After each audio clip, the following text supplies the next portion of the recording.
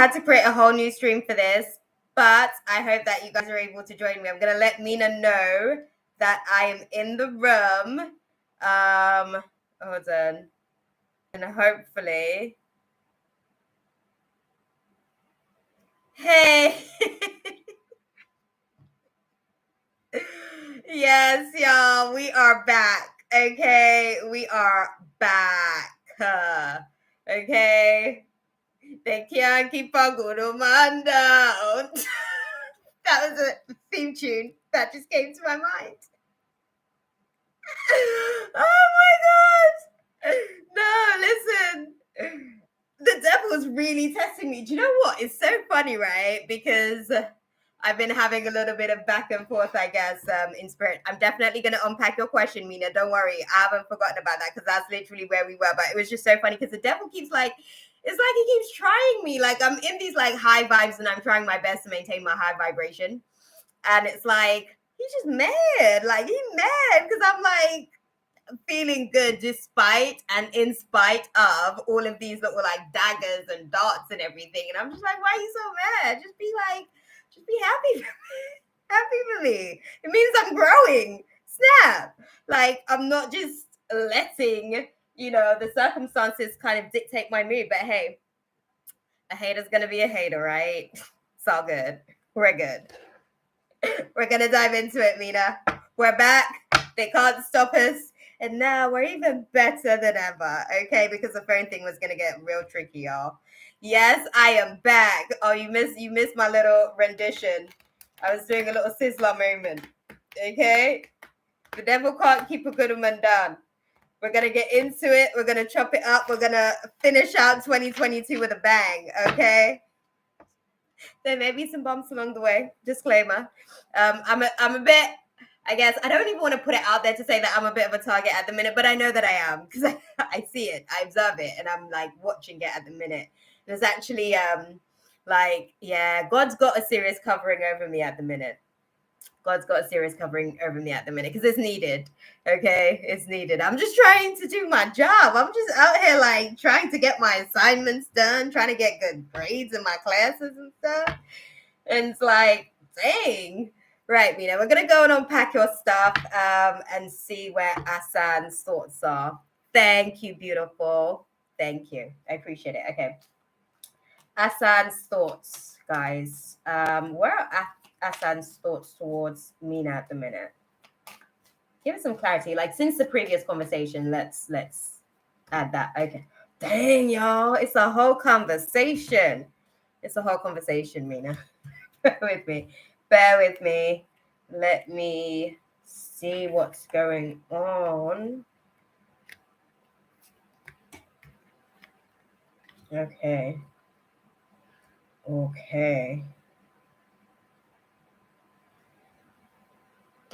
Interesting. Sorry, I'm going to receive. You know how it is. I need to eat it up, digest it first, and then I'll be able to kind of like upload it back to you guys. Okay. Interesting. Okay.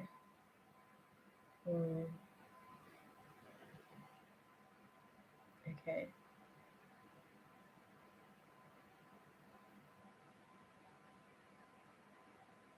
Okay.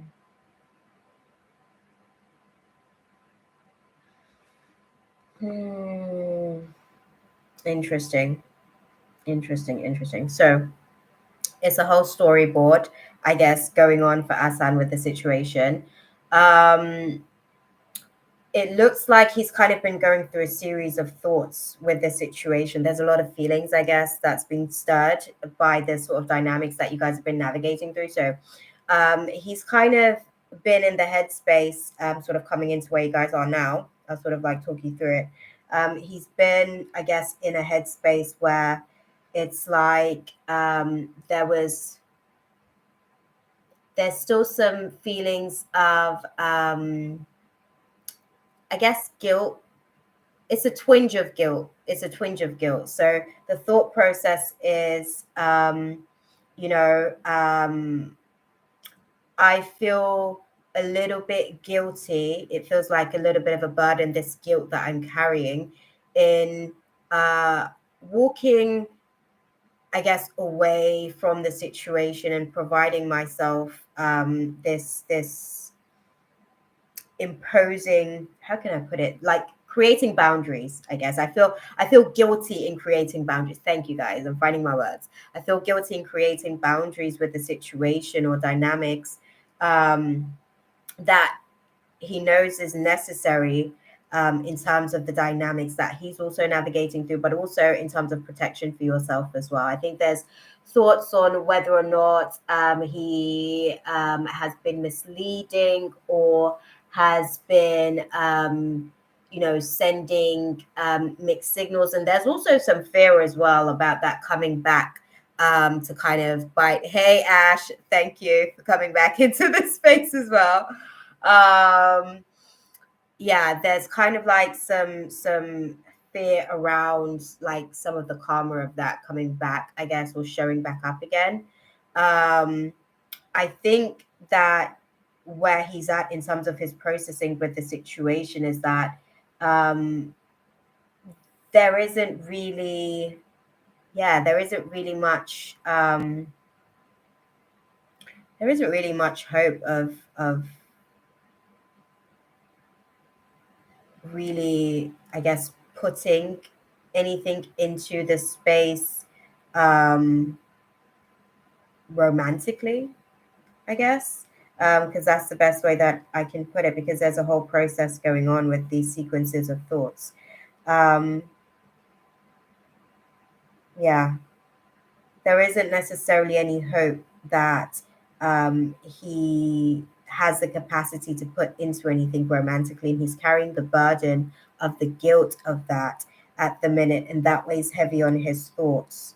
I think he was trying to be able to, I guess, maintain future plans, if you will, which required certain boundaries being able to sort of be put in place. But nonetheless, I think he's genuinely, I guess, genuinely, I say genuinely, but he's a nice guy at heart. Like, we all do things sometimes that's like outside of our character, but overall, he's actually like a good heart. What are his feelings? Okay. Thank you. That was quick. Okay. Okay. Okay. Okay. I go to put food in the microwave. Next thing you know, that was a thing. The devil's working overtime tonight. Okay. Consider it, guys, a little parting gift for 2022. Okay. He's letting us know how well we've been doing because we haven't deterred. We get in here when we can. Okay. But yeah.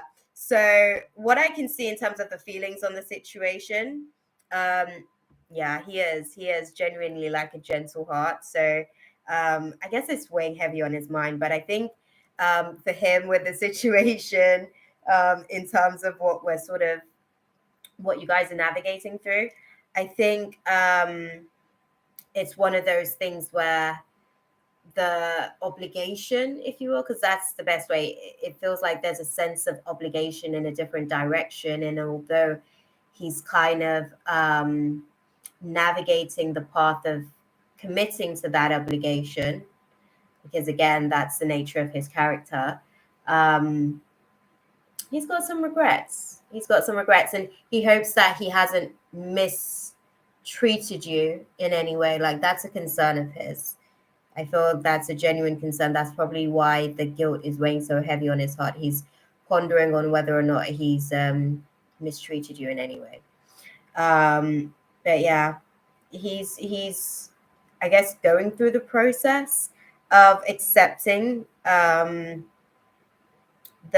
dynamics of the last conversation that you guys had, and his reasoning and rationale. He's kind of focusing on those, like, I had to do it, I needed to do it in order to move forward, yada yada yada. Like, that's the thought process with the situation, but it comes with its own emotional burdens, if you will. So that's where he's at in terms of dealing with the situation.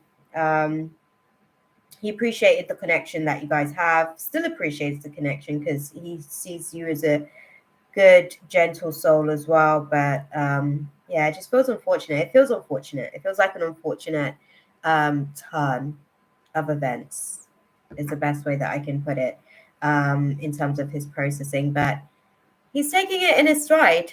He's taking it in his stride. Hey, Chaylee, you have missed the events already, girl. We done already got kicked off the other live, so I'm glad you found us. Guys, I hope that was useful for you, Mina, in terms of the situation. I think that he's kind of like trying his best to, I guess, focus on the commitment that he already sort of like had in place, pretty much. Yeah. Yes, that's what's up, Smoradina. We love that. Yeah, that was the thing. That was the thing. I sent him my astrological reading that has all the characteristics of him as my future spouse. Did he disregard it or he is contemplating on it? I'll tell you this much, right?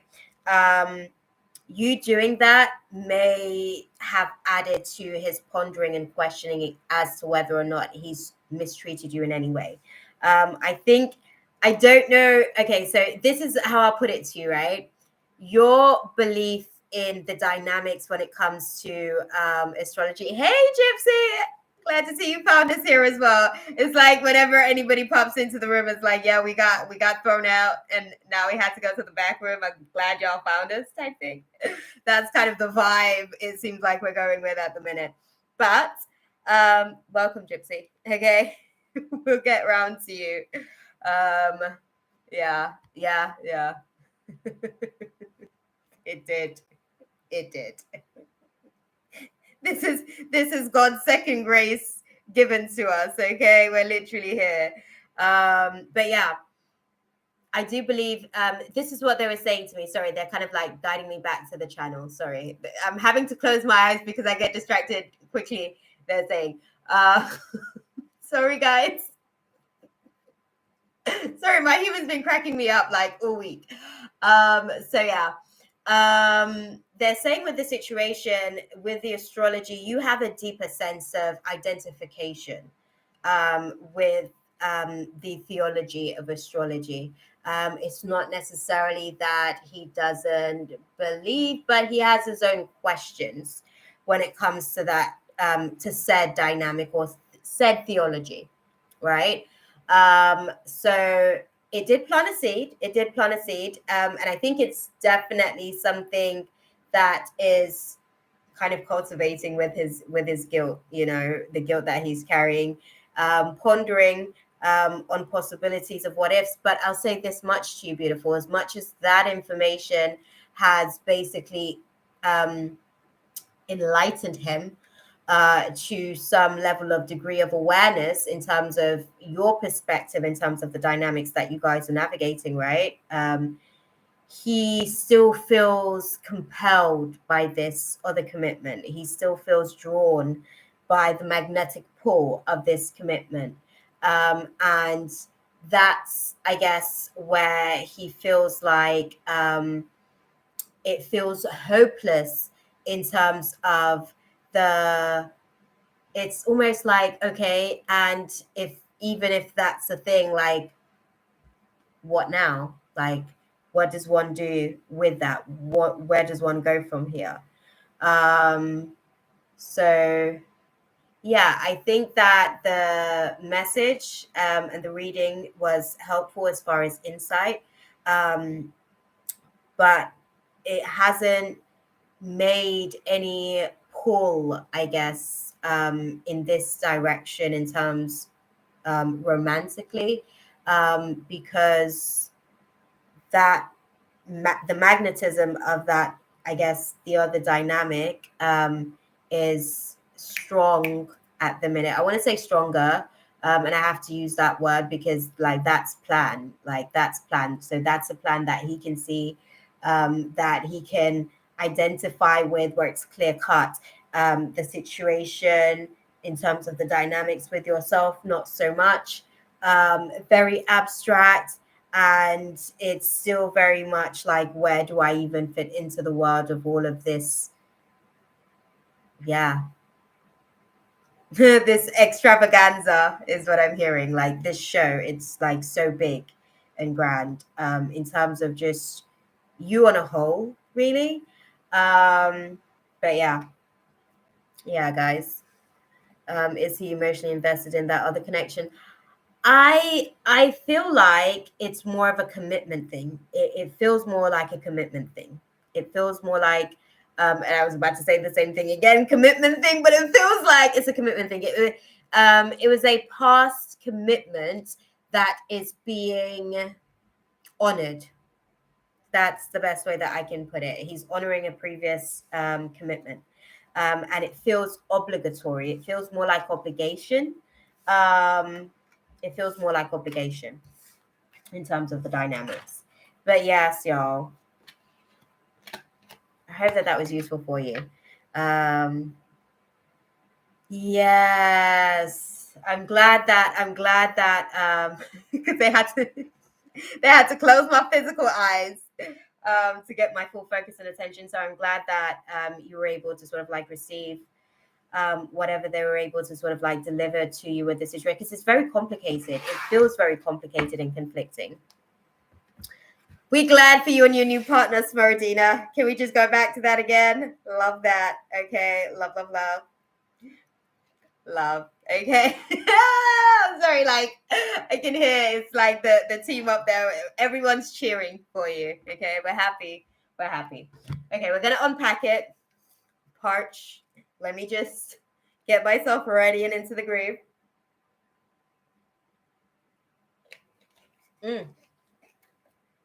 Okay. So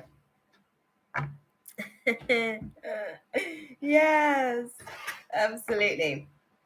Okay, Gianna, let's gain some insights.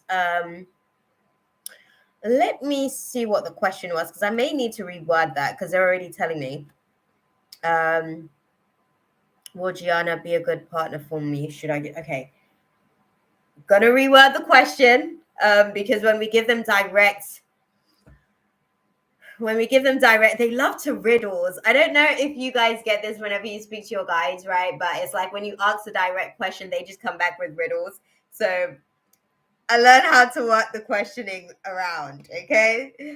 This is what we're going to go with. We're going to go with, what are Gianna's intentions for you romantically in this space? And then we'll be able to unpack those two questions in the mix of all of that. Okay. So we'll start with that. What are Gianna's actual intentions towards Smaradina romantically? Like, what's the tea on that?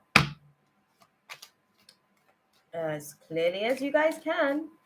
What are their intentions towards Smaradina romantically? Okay, thank you.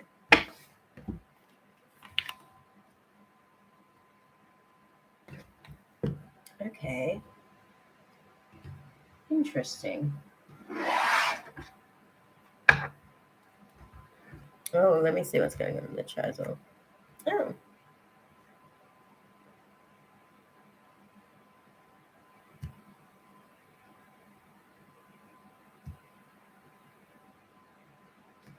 That's the list. Sorry, I'm like making sure that I can see it. I'm going to clarify this right here.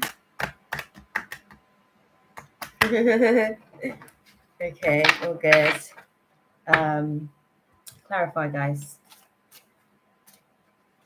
What you mean? Thank you. Ew. Okay. Right. Sorry. You know how it goes, Smaradina. I have to get it and then unpack it, and then I'm gonna feed it back. Just give me a second. I'm being drawn to unpack your two questions now with the situation. So I want to go deeper into your questions to get some clarity. Right. Okay, so let's go back to your two questions now in the space, now that we've got that little insight. Okay. What kind of partner do you see Gianna showing up as with Smoradina romantically? Give us some insight on that.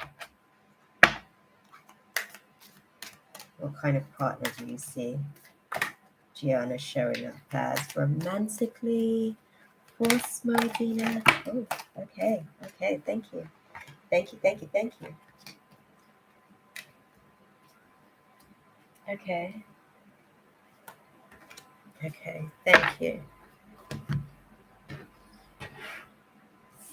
Sorry, I'm like making room. I'm so sorry. I know I haven't said nothing yet, but bear with me, beautiful. I want to get all of it together because there's so much like that. I know it felt like a basic question, but it was actually pretty loaded.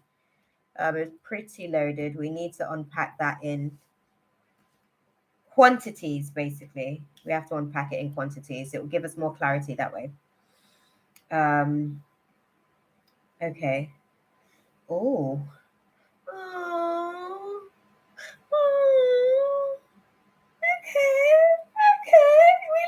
We like. It's looking good, girl. It's looking good. Okay. What's the other question?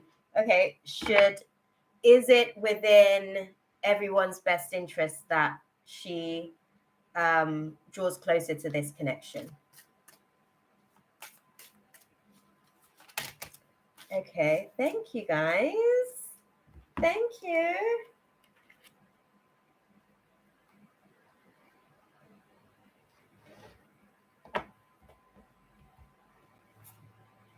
Okay.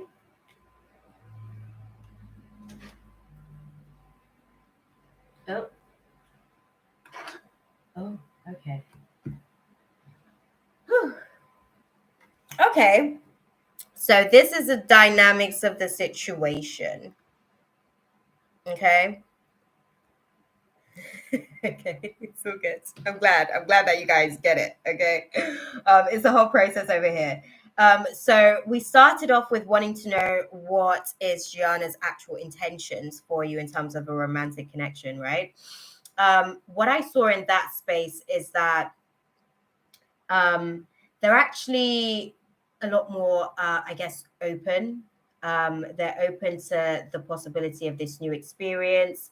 They're hoping that there's the opportunity to kind of like shoot their shot and continue to shoot their shot with the situation. So they're hoping that the connection can continue to, I guess, be nurtured. There's a lot of passion, I guess, within them. They look at you and I don't know, it kind of like invokes something inside of them in terms of them wanting to be able to show up for you in a certain type of way. I do feel like with the dynamics of the situation, I don't know if you guys have, do you guys have a past? Do you guys know each other in some other capacity and are kind of like rekindling, or what's the dynamics in terms of this situation? Is this new or is this kind of okay? Yeah. Um they're open to actually like, because this is the dynamics of the situation. This is why I wanted to clarify, right? Because it was looking like they wanted to be able to reconcile and really be able to like dive into this connection, like dive into this feeling, dive into this. It's like you guys have basically plugged. I don't know how to explain it, but you guys have plugged into each other romantically now. So you guys are no longer like, I guess, in friendship class. You guys are plugging into each other and connecting on a deeper level now, and he's open to that. From what I can see, the dynamics with the space with Gianna, I can see as far as what was the other question. So this question was, I think, let me go back to it. What kind of partner would Gianna be? Oh, and this was lovely, BTW. I really liked this for you, Smoradina, because you so deserve it. So, the way that the way that they are showing me the dynamics of the situation. So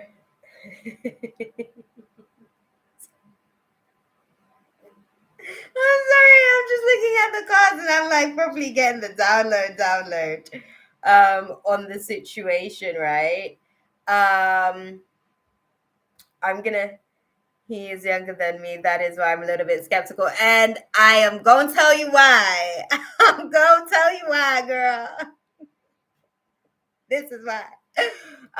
Because being led, okay, it's so funny. So the connection, is interesting, right? He's excited for the passion and excited to kind of like move things into, I guess, the next level of the situation.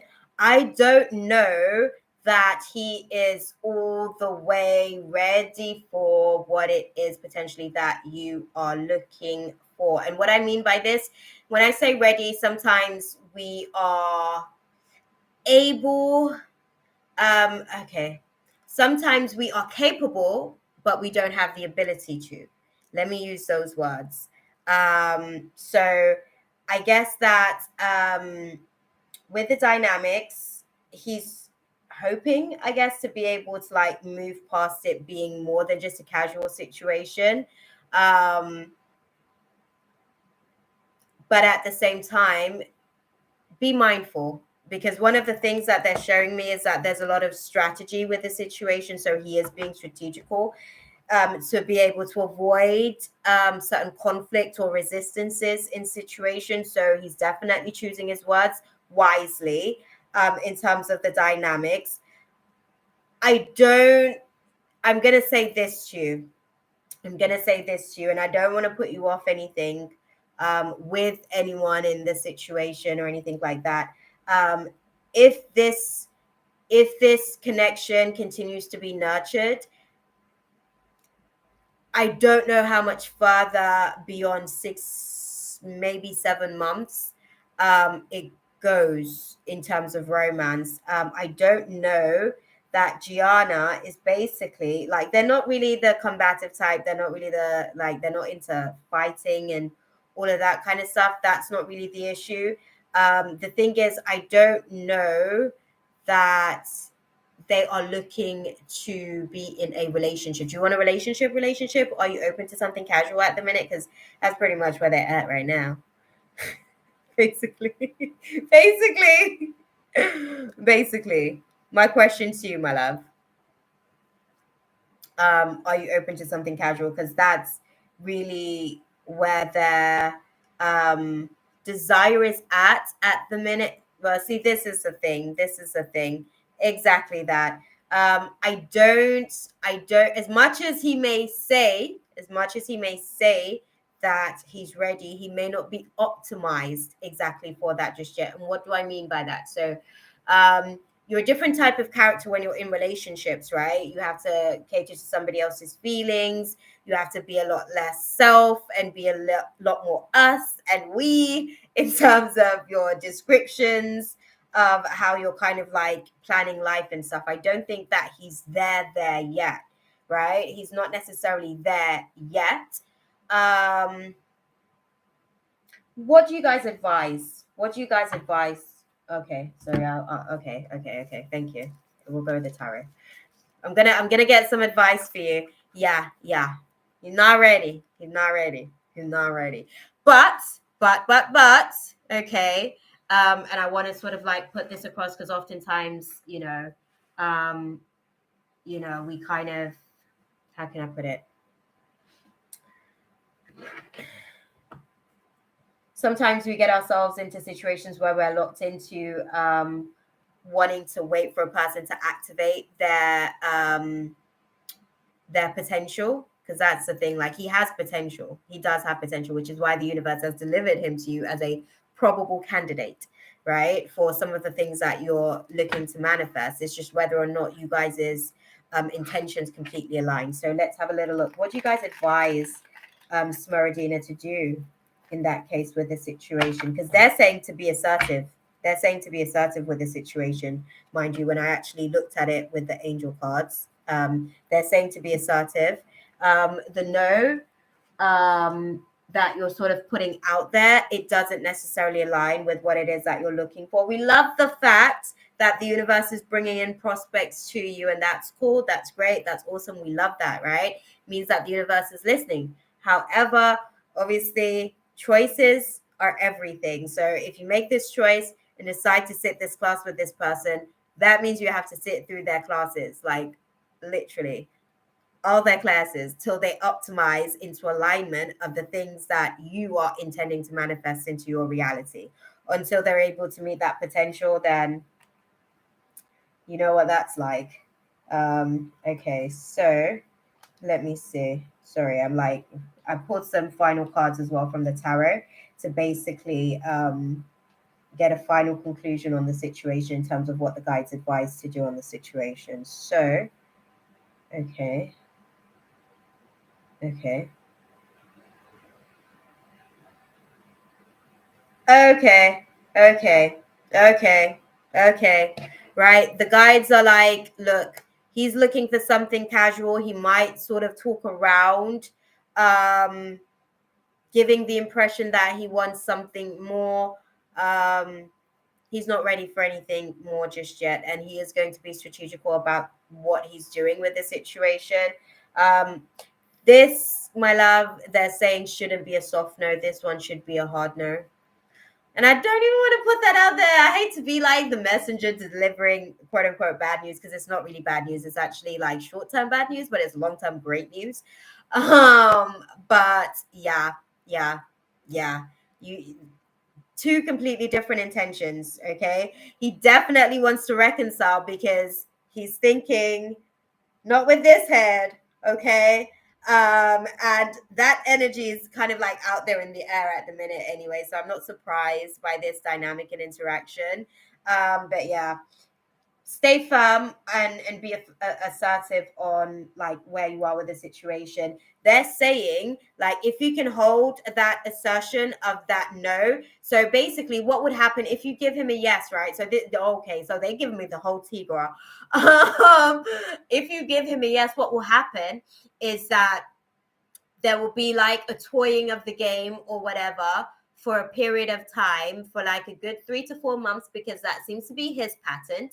And what will happen in the space after that is that you get a little bit more heartbroken in the process of that, which means that you're spending more time again going back into the healing hospital, into the heart hospital ward is how they like to call it, right? God's got to take you back to the heart hospital ward to work on you again a little bit more before he can send you out to the next agent that is the most probable candidate. Now if you cut out, I guess, the timing that is going to have to take you to recover from that situation, which is basically F-boy tendencies, because that's just where he's at in his own life. No judgment, y'all. Okay, everybody is entitled to live whatever life and lifestyle they please. Okay, but it doesn't necessarily align with your motives in terms of what you are looking for. Okay. Oh, thank you, Traylee. I appreciate you, beautiful.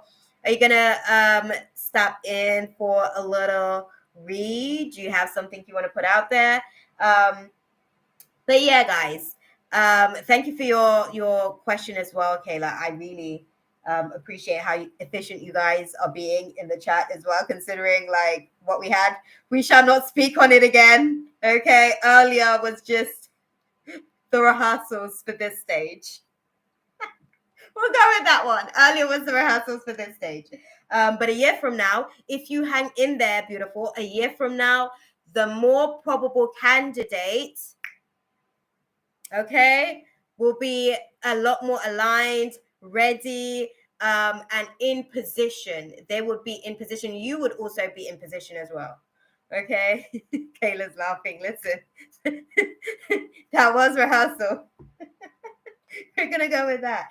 But yeah, things are looking bright, I guess, on the other side of this dynamic and situation. And trust me, like you're avoiding a whole class. And I'm gonna say this: that class, like whatever class he would have been able to sort of like take you through, Smaradina, you can learn that class moving forward. You don't necessarily need this candidate to be able to do it, which is why they're giving you this forewarning to say be assertive with the situation, because you can continue to learn those things like how to bend and compromise in terms of relationships dynamics. You can do that with somebody who's going to be able to do that more in balance with you, because you would basically be doing majority of the bending in that dynamic. So the dynamics of that relationship wouldn't necessarily be in your favor, pretty much.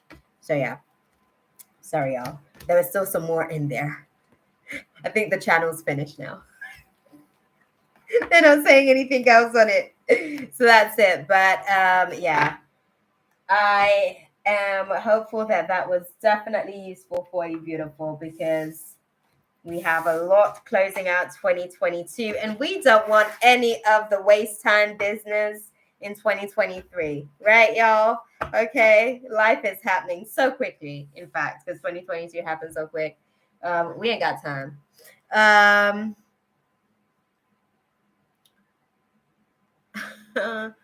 I have a hard time making true friends. Oh, yeah. Sometimes people can be, I guess, intimidated by extroverted personalities. It's just something that happens, unfortunately, because an extroverted energy is like pretty big. People who don't necessarily know how to manage their own energies can be pretty intimidated by that. So that's why because that's what I find. Whenever I want to make friends, I have to smile on my energy. I had to swallow my. Do you see what I'm saying? Because I'm actually more of an introvert, but I'm more of an ambivert because I'm an introverted extrovert. I can be on stage, I guess, when it's time. So I fully get that.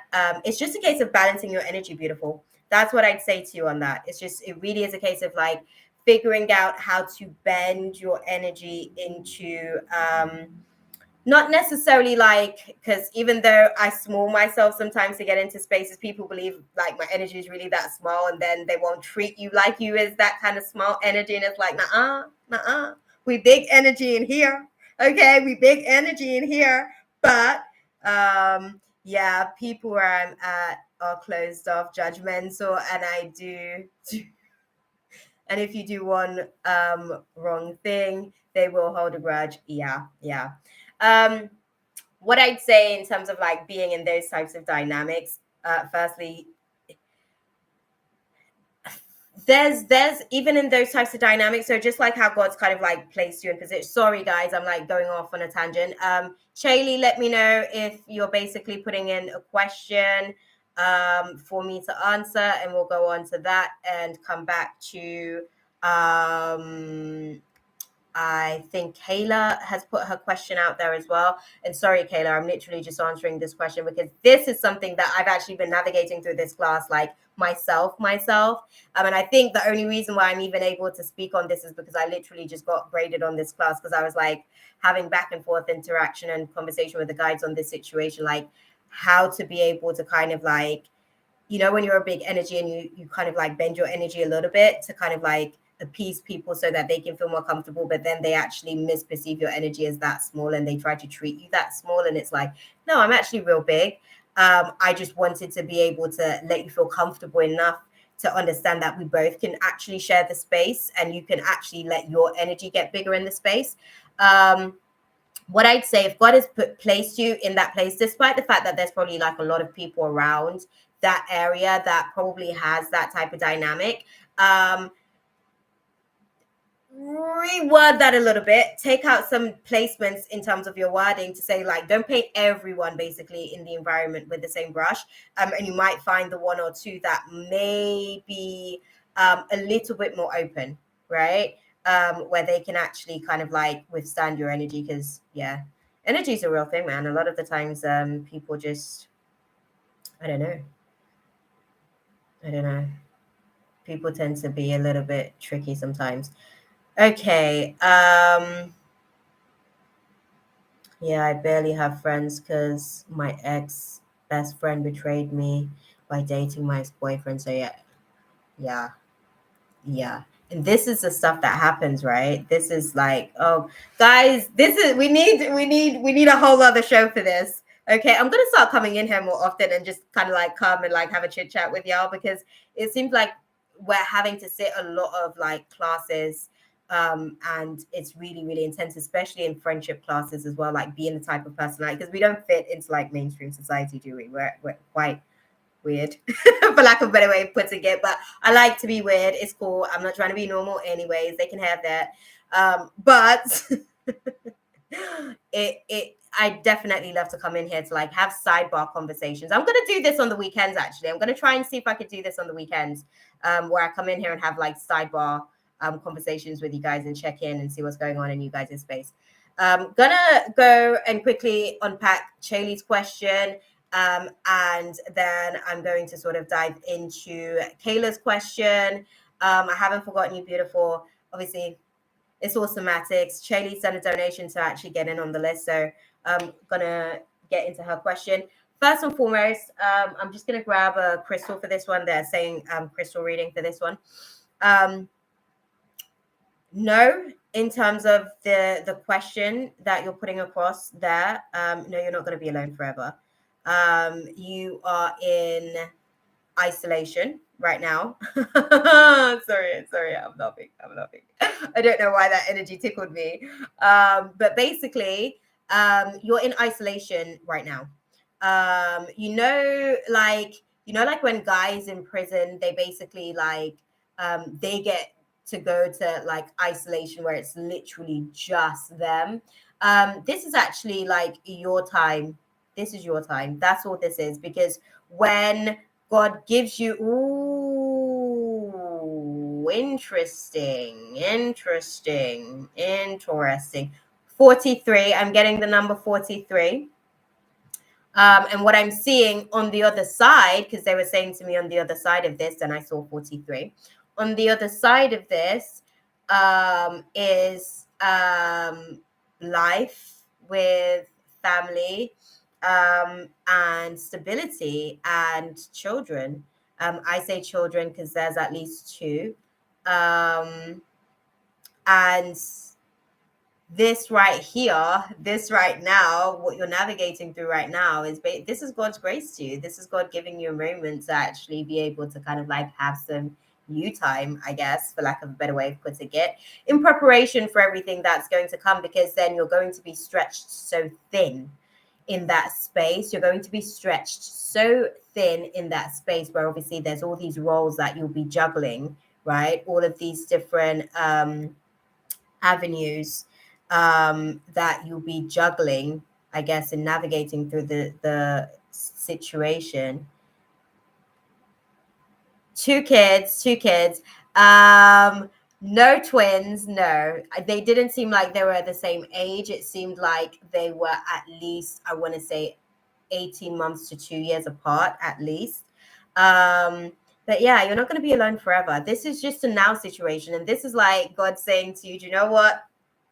You're going to have to work so hard moving forward. This is some time off for you. Okay? This is your time off. Girl, enjoy it. Enjoy it. Okay? Because on the other side of it, like, you're juggling so many things. Like, passion is optimized as well, like your skill set and your gifts as well. Those things are also like thrown into the mix of, like, purpose, if you will, is also thrown into the mix of all of those roles that you'll be juggling. No way, I'm already 38. I'm getting on birth control. No, you're good. You don't need to get on birth control forever. It's a nice life. It's a nice life. It's intense, I guess. It's intense because it seems like there's just a lot to do all the time type thing. That's the best way that I can put it. It seems like there's a lot to do all the time. But sorry, Melissa, the list is closed, my love. It's unfortunate. Tune in, I guess, in the new year, if the devil allows for us to be able to like actually have a live scene as opposed to rehearsals. It's an inside joke, but yeah. My firstborn passed away at 10 weeks old, and my 6-year-old's dad kidnapped him. Okay. That sounds intense, Chaley. That sounds hella intense. They're still how can I put it? There is still redemption. There's still redemption after this dynamic that you're sort of like navigating through now. You're not going to be alone forever. And thank you for that as well, actually, because that, I guess, somewhat gives me some context to my vision, if you will, in context. But the person that you, I guess, end up with, they want, I guess, family. They want the experience of family, as do you. And it's something that you guys will build together. It's something that you guys will shape together. And it's something that you guys will be able to sort of define for yourselves how it actually looks. And you seem happy. Like, you seem happy. For the most part, like when I see you in the vision. So I'll tell you what they're sort of showing me in my mind's eye, right? It's kind of like I see you walking, I guess, with the kids. I'm seeing, I want to say around about the age of 4 and 2, because this is where the vision's kind of like taking me. Three almost 4, and this is why I said 18 months to 2 years as far as like the age gap between them. So okay. Yeah, you're not going to be alone forever. It's like I see kind of like walking in the park with the kids. I see the youngest one on the swings. I also see the actual partner who is supportive. I see sort of like being back in the home, and the partner is actually kind of like coming in, and you also have your own thing that you do going on as well. Like it seems like a happy, healthy environment. Like your now situation's just your present reality. That's just the best way that I can put it to you, beautiful. It's not your forever story, it's just your now experience. That's all. Yeah, life on the other side of this is looking pretty healthy. It's looking pretty healthy. Enjoy your me time because you won't have much of it. But God has plans for you. God has plans in terms of the way that He plans to bless your life moving forward. So yeah, don't no, don't lose it. Don't lose it. If anything, claim it. Claim it. What's happening right now is really to kind of like prepare you for it so that when it happens, you can remember all of these moments so that you don't take it for granted. Is the best way that I can put it, because that's how they're putting it to me. Like all of these moments of building you towards that path is going to ultimately position you so that when the time comes and when you get the opportunity to play out these scenes, you can remember, I guess, the process of the journey that it's taken for you to get there so that you can really actually be able to live in gratitude and appreciation for it. Okay. But yeah, I hope that that was useful for you, beautiful. There's still so much more life yet to come. Trust me. And trust God, okay, on that. If you don't trust me, snap. Because whenever a human says trust me, I'm like, okay, I'm going to take that as God speaking through you. And I'm going to trust God on this one. And see here. Okay, so yes, Kayla. Thank you so much. And we're sort of like getting back into. I hope that that was useful for you. Beautiful. Do you know the father? I don't think so. I don't. When I say know the father, I think that there may be a connection of sorts, but I don't think that you guys like that person. I guess how can I put it? You're not even the person that you're going to be. So this is why it's hard. That's a trick question, beautiful.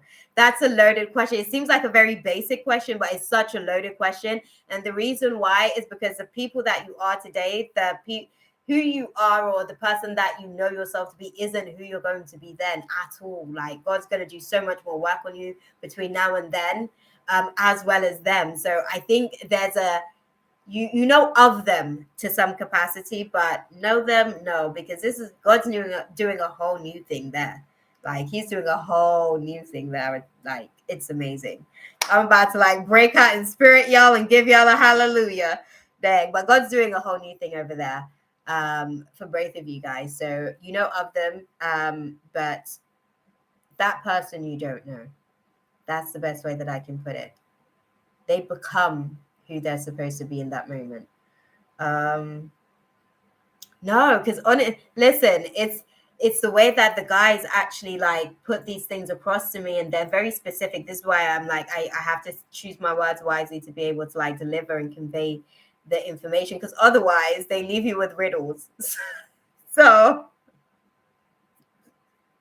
I can't forget when I first started to engage with my guides, and I would just be left like more confused than before I even came in. So I'm like, I learned, okay, I learned how to speak their speak.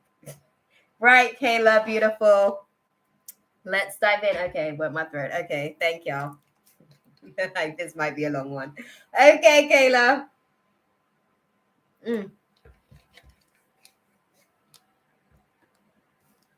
No contact, but he keeps liking my photos. He's an ex. Okay. Okay. D. What are D's thoughts towards Kayla?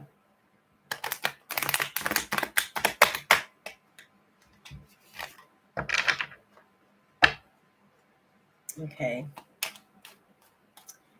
Yeah, just give it to us raw. What are his thoughts towards Kayla? Yes. Yes. Hidden thoughts as well, please. Thank you. Okay. As clearly as you can. Okay, thank you. Okay. Okay.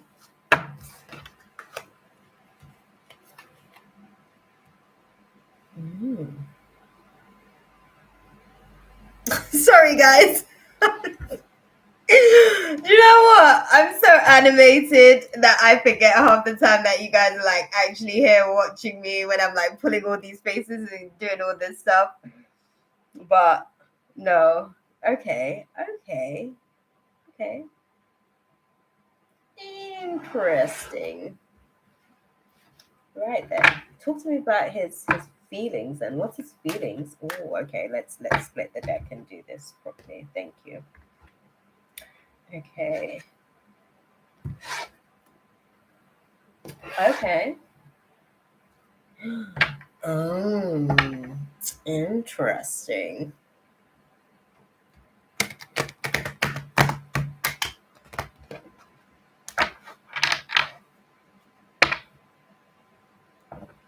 Okay, what are these feelings towards Kayla? Okay.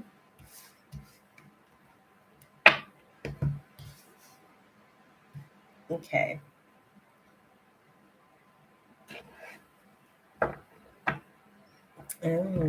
Okay. Okay. Right. So this is the sitch, the 411. His thought process on the situation and sort of like coming back in, still a little bit confused, himself in terms of whether or not he actually wants to pursue this situation. I think he doesn't know necessarily where your head's at with the situation. So he's kind of like being cautious and like slowly. He's coming in with that Knight of Pentacles energy. So like that's the slowest knight, I guess, in the deck. So he's coming in slowly. To kind of like test the waters and kind of like check the temperature in the room to kind of like see where you are with certain things. Interesting. His feelings on the situation, however, is that he's kind of navigating because he's kind of at that place where he's scattered in terms of his thought process on the situation. He's slowly coming in, but he's confused. He don't even know what he's coming in to do per se. But his feelings on the situation is that because of the past, I guess, I don't know what to do. I keep locking off the heater, right? This little portable heater right here. But when I lock it off, I feel cold. Guys, I'm having a dilemma. Sorry. My human's malfunctioning. But when I keep it on, it's hella hot because I've got the heater, like the actual heat on in the room as well. And I've got a portable heater. But I'm from a tropical island. I actually like to feel like I'm in the sun all the time. I can't help it. feelings, however. I hope you're sticking with me, Kayla, because you guys know how I am. I move on tangents. You guys are my people. Y'all get it. His feelings on the situation is that, like, because of the past dynamics that you guys experienced, he's not necessarily optimistic coming into the space. So he's a little bit skeptical himself, even coming into the space, kind of like testing the waters to see where you are with the situation. He does kind of feel like you guys' belief systems and the misalignment of you guys' belief systems is something that is probably going to impact and affect the dynamics or anything that you guys potentially could, I guess, develop. But he is deciding. I guess he's at the point where he's deciding moving forward. He's going to actually make a decision about what he wants. I think that he's a little bit, how can I put it? He's withholding a little bit himself as well. And I think that that's, yeah, I was going to ask if it's a love offer or just talk, because we have a lot of history. So with the situation, I don't think that he's clear just yet. I don't think that he's clear just yet. I think he's going to be making a decision.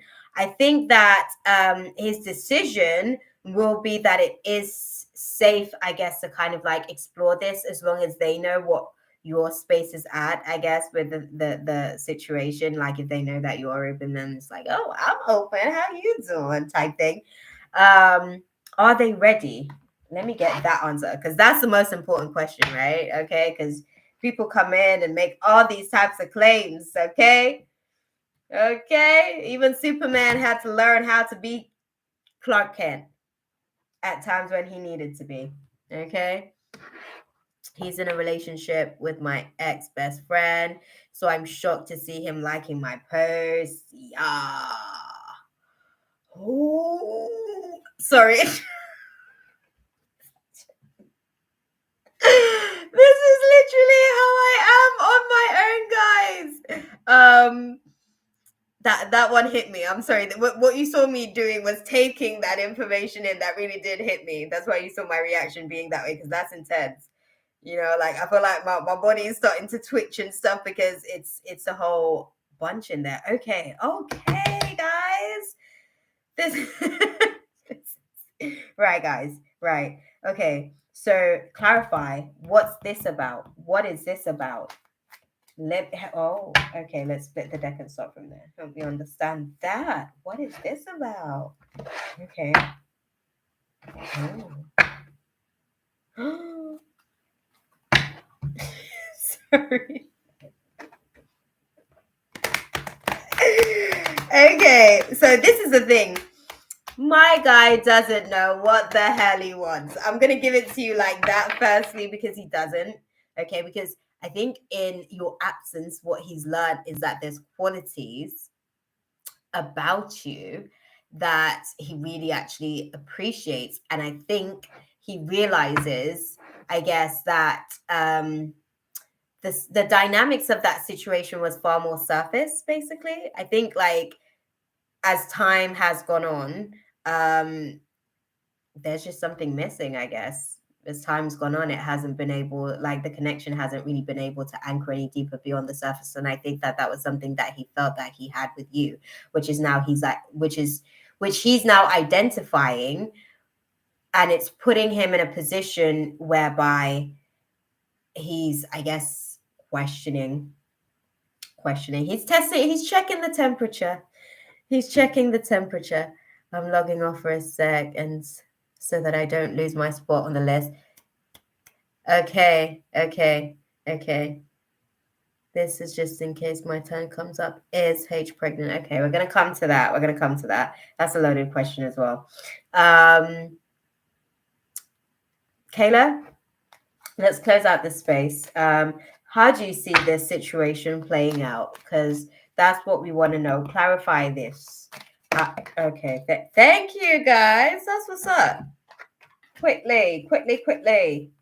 Sorry.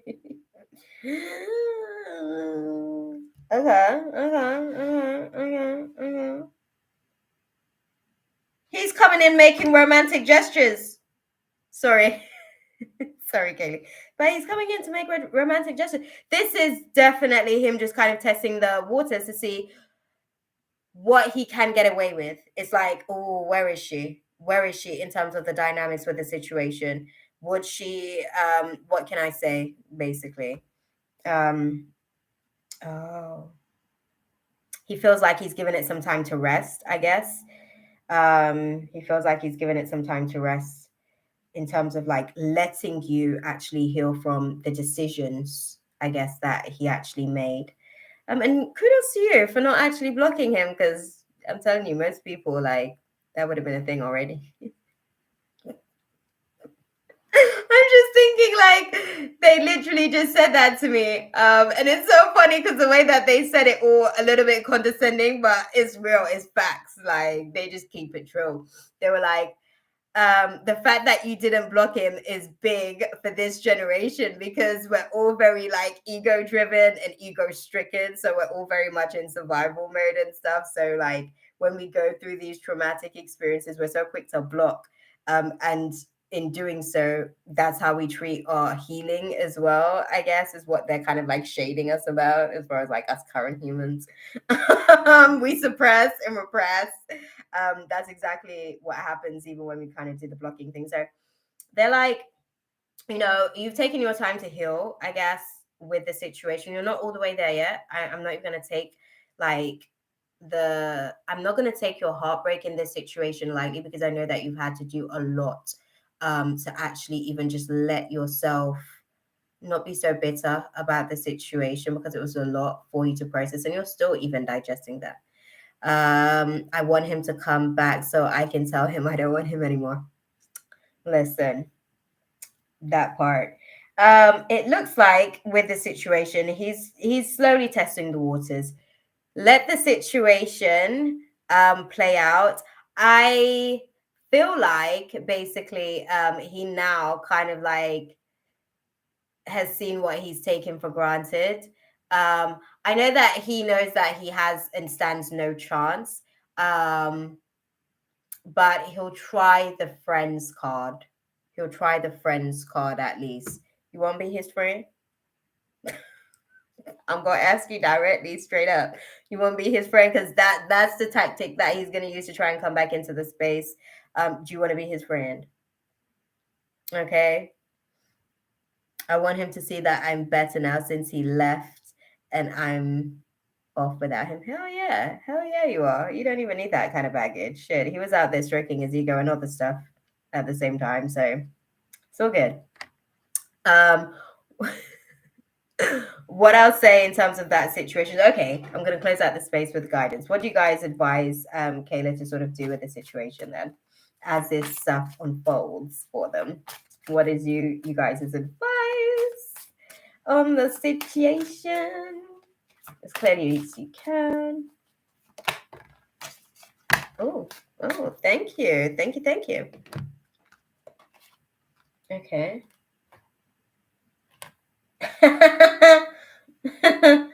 It's an opportunity. I do have feelings, but no, I don't want anything with him. Yeah, good for you. Only reason, do you know what?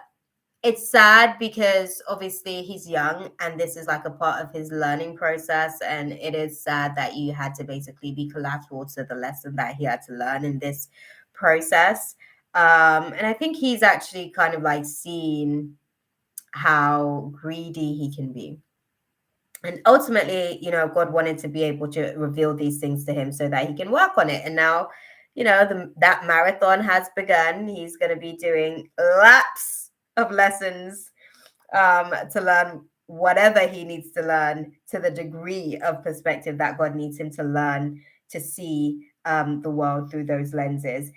They're saying, like, with this situation, it's only a situation where the only opportunity in this for you is a peaceful resolution. There's no need to take any action other than a peaceful resolution to the situation, because that's how the situation is going to continue to move up and up for you and both of you guys in the process. Because even when we have to go through lessons, look, at least we're growing, right? Not everything's a blessing and not everything's a lesson too. Sometimes we just have mistakes because we don't learn the lesson. And I don't think that he's finished learning this lesson. I think he's got a few more mistakes of this kind in his, you know, yeah. So whilst he goes through learning some of those lessons, you don't need the baggage of continuing to be collateral to that process. But I will say that it has definitely helped to strengthen you. Okay. This is adulthood. This is what us as kids come here and we're so excited to live. Right.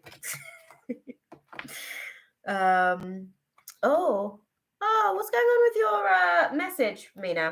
If you need to go, it's all good, beautiful. It's all good. I've pinned the list. Interruption. Just wanted to let you know if he felt any stalking energy from Ashan's end, or is he avoiding it altogether? He's not necessarily full blown in stalking mode, but he's contemplating it because that has been the normal behavior. Okay. So he's not there yet as far as like pursuing on the action. But the thought has, yeah. You know, when it goes across the screen, that's what's happened in thought. Oh, you're welcome, beautiful. You're welcome. Yeah. No, he's not stalking. He's not stalking. He's not stalking yet. I say yet because it's a yet thing. It's only a matter of time before he gets back into that habit. Okay.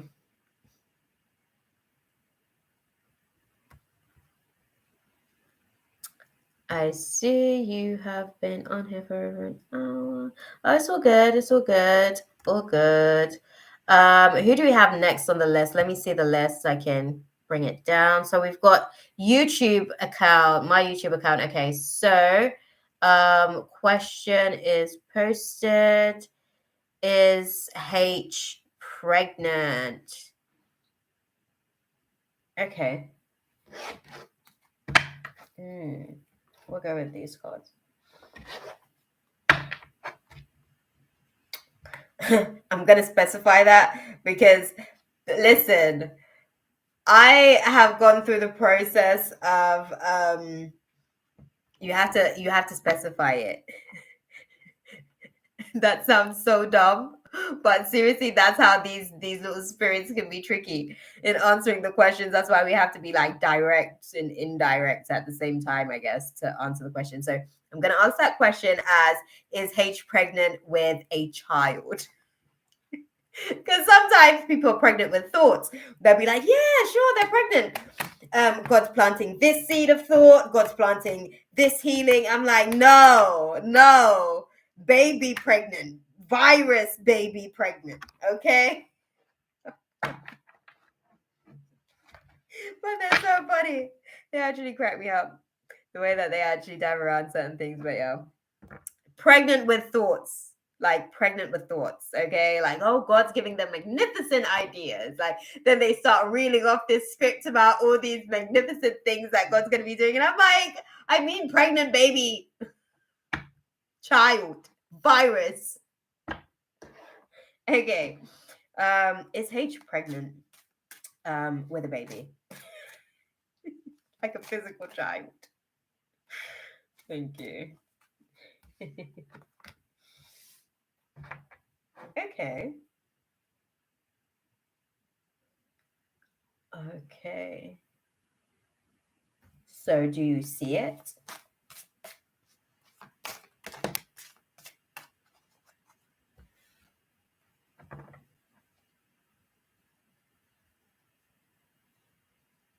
Moving forward.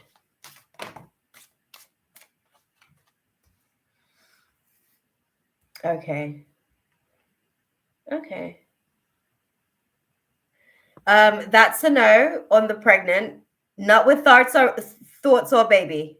Well, maybe some thoughts, but definitely not a baby. Definitely not a baby. So what I was seeing in terms of the dynamics with the situation was it was like a waiting period now or a waiting out situation now. I know that I don't know if my YouTube account's actually back in the room, but just kind of like breaking down the context of the dynamics with the situation. It's like I guess those prayers have gone up. That's the best way that I can put it, because God's definitely received prayer requests for that, is what they're showing me. So God has received prayer requests for that, and it's like a waiting period that's kind of like taking place right now. So this is why I said you see it moving forward in the future, right? Because right now it's a no. Moving forward, it's kind of a no.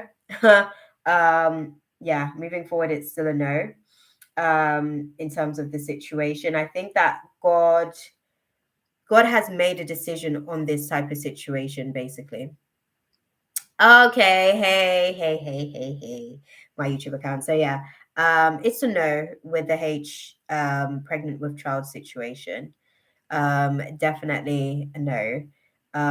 Right now, as far as the situation, I think that there may be some sort of like waiting game that's sort of being played at the minute, where it's like they may be sort of like deliberating in hopes or waiting to find out if it's a yes or no, but it's a no.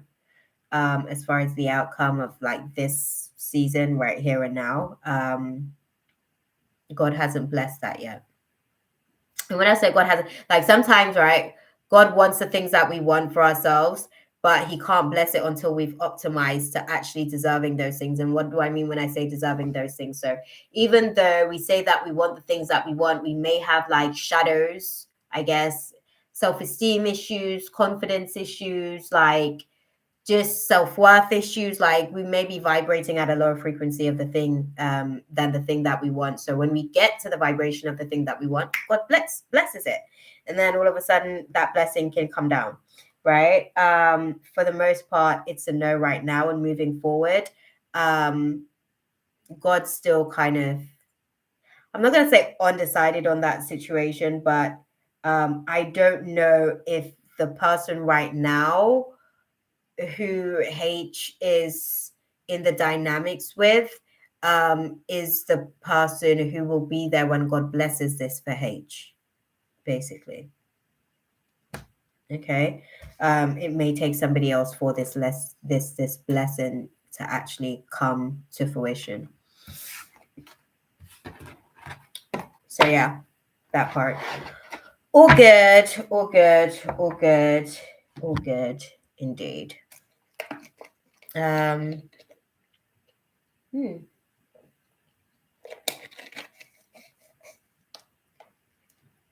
Queen Mina.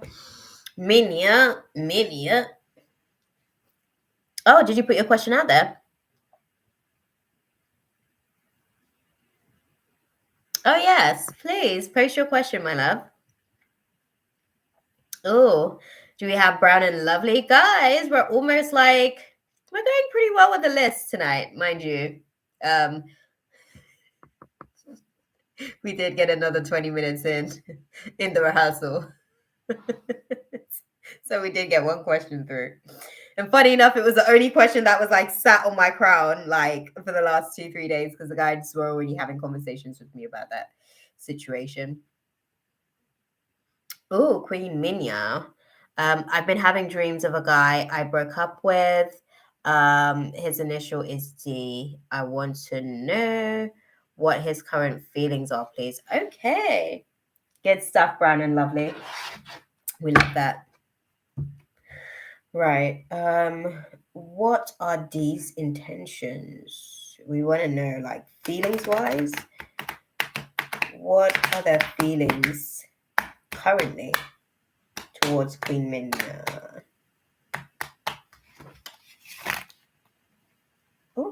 Oh, there's resistance there. There's definitely resistance there. Dang. There may be some suppressed feelings in the process as well. Okay, let's try that again. Yep, you're right. Feelings towards Minya. Okay.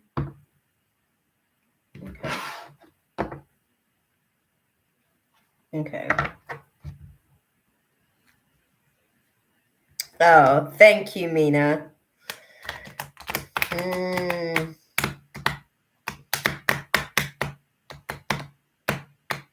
Oh, are you guys doing stuff? Sorry.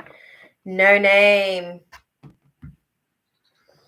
Sorry. Oh, I appreciate you, Mina. You guys, I really missed you guys in the last couple of weeks. I've been like, oh my God. Oh my God. Okay. Sorry, guys.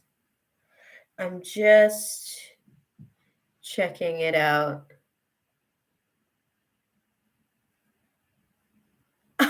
No, you're good. You're good. You good, no name. Listen, no name is anonymous, okay, and wants to be kept that way. No, you good. You good. Don't worry. I wouldn't even. I'm ditzy like that though. So thank you for putting it out there. That's probably like your guides being aware of my human tendency to be ditzy. Oh, what'd you say? What? I have to.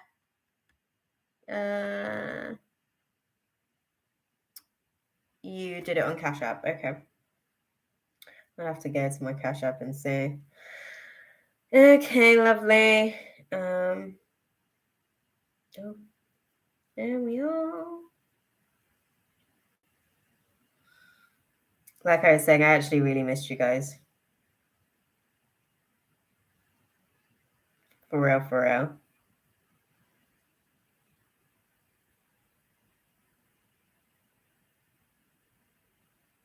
Oh, I can't see anything. I don't know if I'm being dumb. Oh, I can. Yeah, yeah. I think so. I think so. I think so. Okay.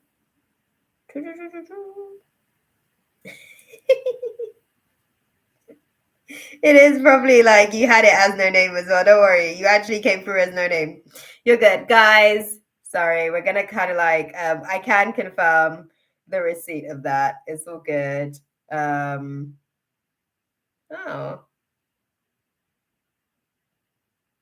Okay. So what we will do, if you will, we're gonna go and I guess dive into no names question because no names sort of done donation. Do you know what sorry, semantics, right? Semantics. It's all semantics because I know you guys have been waiting as well. Who was next? Sorry, who was I going to be doing next though? Was it Brown and Lovely that was next already? Let me go back to the original list here. Okay, yeah. I just Queen Minya. Did I just answer Queen Minya's question? I haven't, have I? No, I haven't. That's what it was. I'm gonna answer Queen Minya's question and then we're gonna unpack thingy because I was already in the process of sort of getting that done when I confirmed your thingy. And I already shuffled the cards for that. So I would have want to cross over energies. Let me see if I can find Queen Minya's question. Okay. Current feelings of D towards Queen Minya. As clearly as you can. Okay. We're gonna go and dive into it. Oh. Okay. Oh guys, I'm gonna have to go and check. Y'all are giving me work. I'm sorry. I told y'all. No, I appreciate you guys. Trust me, I do appreciate you guys. It's just I'm learning how to become more organized. It's my Piscean nature. To be a little bit flaky and just a little bit scattered. I'm working. Did you guys hear when I put on my professional voice? I'm sorry, I'm cracking myself up. Y'all don't mind. Never mind me, guys. Never mind me. I'll have to check with my other phone because my other phone has all my passwords and stuff, and I've navigated through hacking recently, so I've changed all my passwords randomly, and I can't remember the stuff. So I'm going to check the other phone. Give me a sec. Let me dive into this question. I'll have to do no name, and then I'll confirm your actual thingy. Okay, Queen, Mina, not Queen. I'm getting confused with everyone, guys. I'm going to read your question, Queen, because I feel like the guys are kind of directing me to get that done so that the other stuff can kind of like flow. So, feelings towards you, interesting. Oh, okay. Clarify that. Oh, interesting. Oh, okay. Okay, so these feelings towards you at the minute, they're kind of like checking the temperature, much like how Kayla's ex is, I guess, coming into the space, trying to sort of see where the space is at. They're kind of in a different place there. They're kind of in the getting to know you kind of stage and figuring out whether or not, you know, I don't know that they're looking, I guess, to recommit to anything romantically. I don't think that that's their intention per se at the minute. They're just being very playful with the situation. Um, yeah, they're being very playful with the situation to see as well. When did you guys actually sort of like, I guess, come out of each other's orbit? And when did you guys kind of like re-enter each other's orbit? Thank you, Mina. Look at that. Because it's so confusing holding all of these channels, y'all. Y'all don't even know. I might sit here and act all cool, calm, and collected, but it's not. Oh, Tarot Destroyer. Look at you. Why are you here then? We do tarot here. You're in the wrong place, boo. I know you would think that you're in exactly the right place, but you're in the wrong place. Okay. And I'm sorry that you feel that way as well. It's actually a very useful tool for life. Okay. Funded, donated on PayPal. Okay.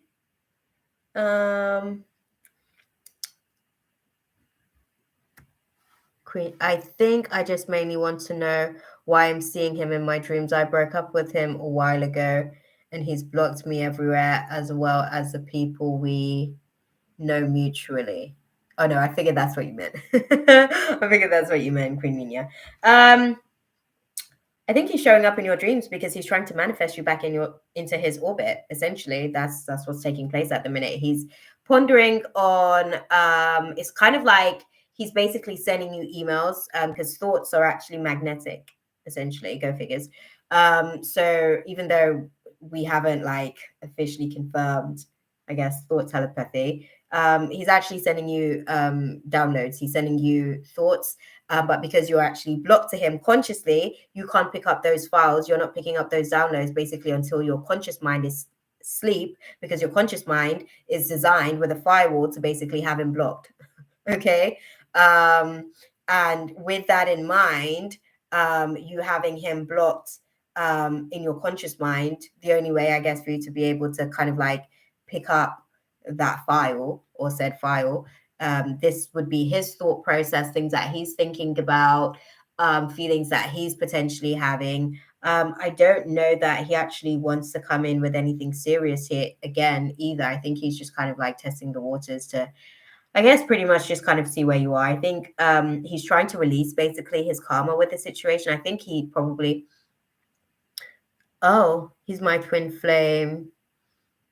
I blocked him everywhere. He's my twin flame, and we're basically married secretly. Oh, what, y'all two were married secretly? Or he was married secretly? Clarify that statement there, because I know you know what you meant, but I'm trying to get what you meant. Okay, you guys were married. Okay, you guys got married secretly. Okay.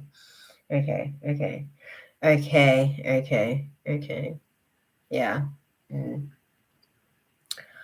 I don't think that he's coming back around for anything serious.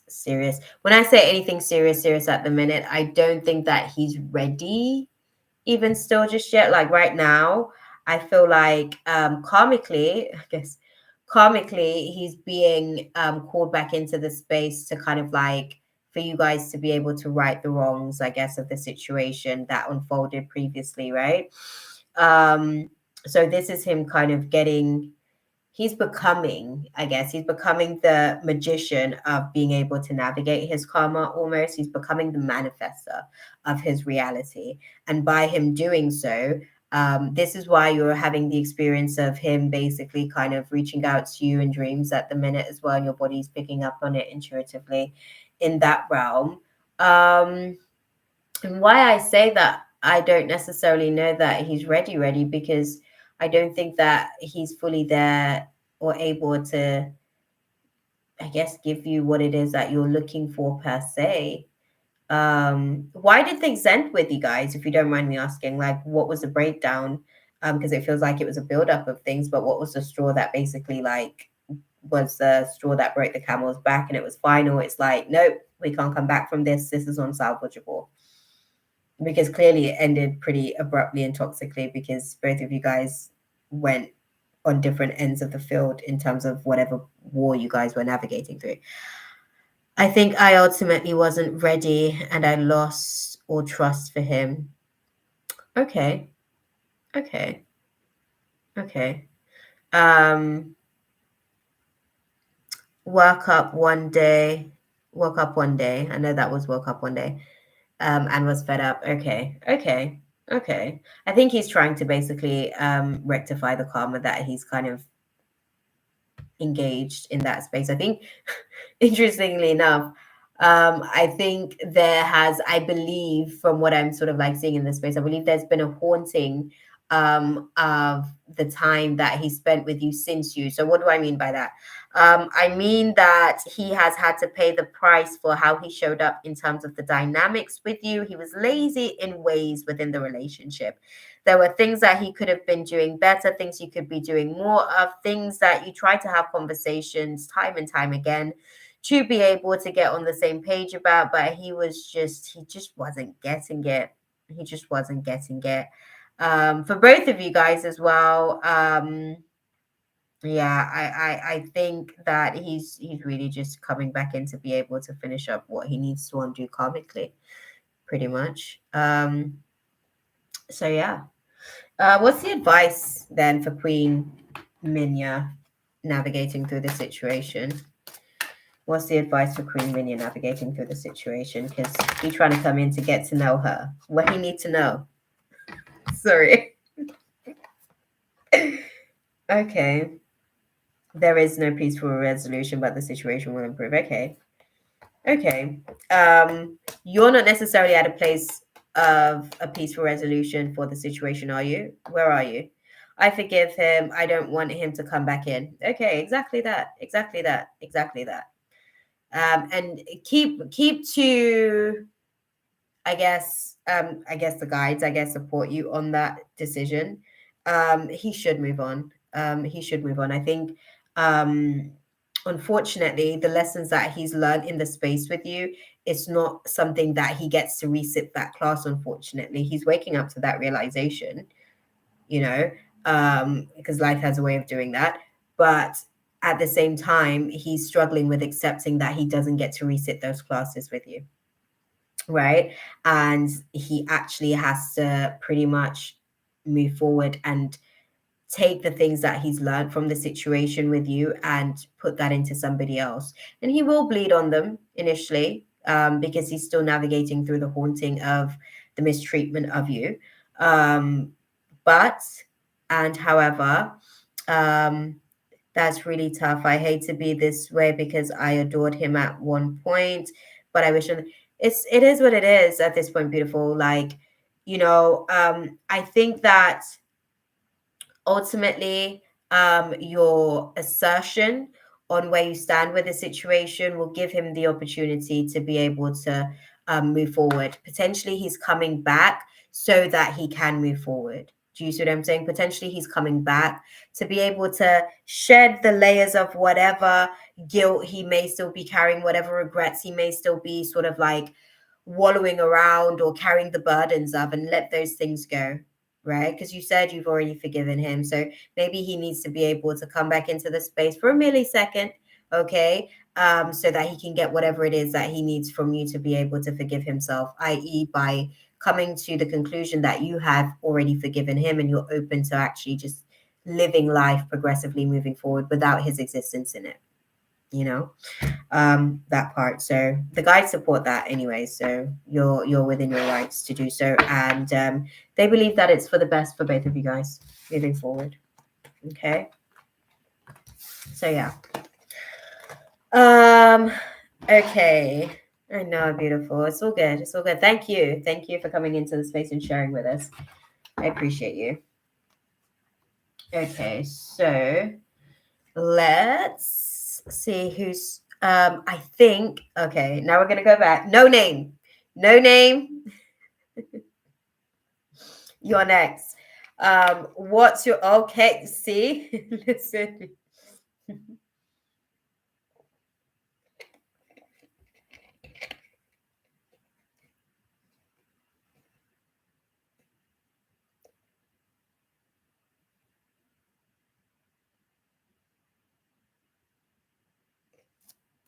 Okay, in terms of stories. Oh, this is interesting. Oh.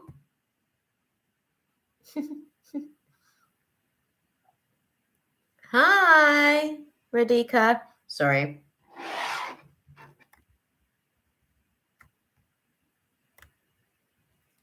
Okay. So I understand energy is fluid and it changes. So I want to know who in the most recent past is regretful of hurting me. I tend to be the one that got away or the one a man wasn't ready for. Okay. Let's see. I couldn't ask you who will message me because people change their mind all the time. So lol. That part, right? You know how it goes, okay? Free will is a real thing. You might see God has set the stage for everything for a person to, like, you know, God's pointing them in this direction because it's going to be like the thing that's best for everyone involved, but they might just happen to choose themselves, okay? And free will takes them in a completely different direction.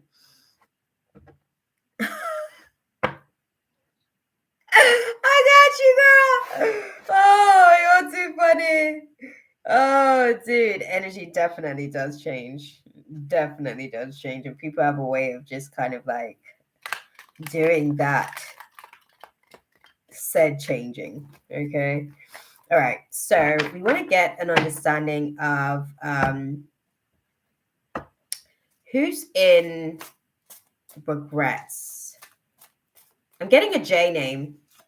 What, is there a J partner? Oh. Is there a J partner? Answer me on that first and foremost, because they're going to take me through a little series of situation.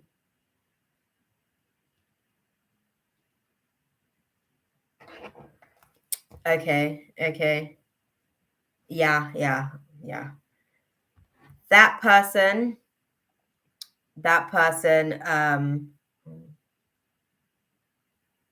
how did that situation kind of like unfold, if you don't mind me asking? Because I can sense like some, and this is happening on a subconscious level for them because they haven't even necessarily processed the feelings on the situation in terms of the dynamic. It feels like there's I guess a suppression of these feelings. Yeah. Okay. That's why there's suppression of the feeling. Okay. Jay hasn't processed that. I noticed when things are abrupt, it was God's, hell yeah. God's like, shit, abort mission, abort. Get my soldier out the field. And we're like, please, angels, help me. Sorry. I had to do a whole like role play there because that's literally what it's like, but you're right. Wow. One just happened a week ago. We had one date and it ended so fast. There may be a interconnection with the J situation. So what happens a lot of the times, basically, unfortunately, because even though energy changes, right? Okay, so energy changes. So instead of his energy towards you being in a flowing format, so all right, I'm gonna try my best to like really break this down because I'm about to like they're gonna give me some science, y'all. We're going to math school. Okay, so the energy before was in a flowing, it was in a flowing direction. Whereas when the engagement happened, the energy became stagnant, it became stern. And with that kind of dynamic where he hasn't processed all the layers of what's within that just yet, unfortunately, that may sometimes read in the universe. And again, these things can prohibit us because it's like it's all interconnected, right? And where that dynamic hadn't necessarily, it's not processed just yet. So it may be sending mixed signals to the universe about continuing to repeat that cycle of abrupt endings for you. Listen, send him some downloads. Okay, because you guys are connected in that way. There's still a lot of sadness on his heart. There's still like some grievances, I guess, that he's still purging. There's like some regrets, I guess, on unspoken words that are still like held in. So when you is this 2 years ago, Jay, or the one from a week ago? 2 years ago, Jay. So this is what I'm telling you. 2 years ago, Jay, because he hasn't necessarily processed all the layers of the connection and the disruption of that. That cycle is continuing to basically like you're stuck on the loop, basically, of that scene, if you will. You're stuck on the loop of that scene because he is still emotionally stuck in that scene himself. Since that relationship dynamic as well, I don't think he himself has actually also been like open to really diving into anything. His guard has been up since then, period. Okay. Yeah, guards have been up since then. Exactly that. Exactly that. What I would say, cut the cord, disconnect the situation with that person because that may be the reason why you're continuing to basically play out this loop presently. Outside of that, now, because that was like the last significant situation, I guess that is still playing out. There's a few things. A few things that I would say to you in terms of the situation as well. How are you with your abandonment wound? I have to ask the question because, like, the process basically of people kind of like moving. Yes, yes. How are you with it? Sorry, I'm like diving it up. Ooh. Now, how are you with your abandonment wound? For real, because God may be like repeating this class for you to kind of like assist you with working on that. Well, I keep getting emotionally unavailable, man. Oh, okay. Okay. Relationship with dad and uncles. Go. Sorry. Yeah, we're literally because these things basically so when I sense a change, I get hyper focused. Oh, what star sign? What's your sun sign? Okay. That's cool. Mm.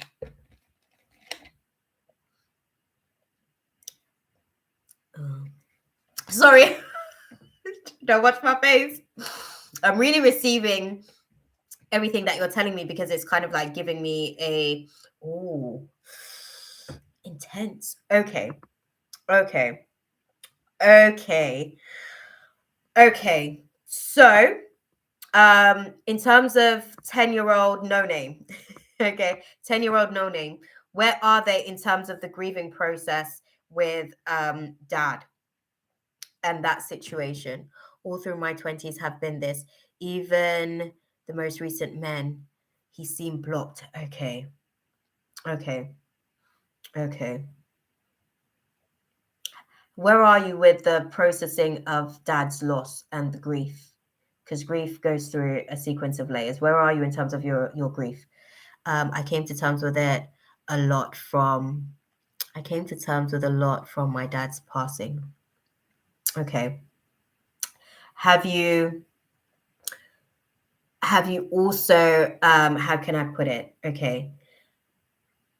Have a conversation with 10-year-old no name, right? Have a conversation with 10-year-old no name, because basically, okay, question to you as well now. I plan on going to counseling next month?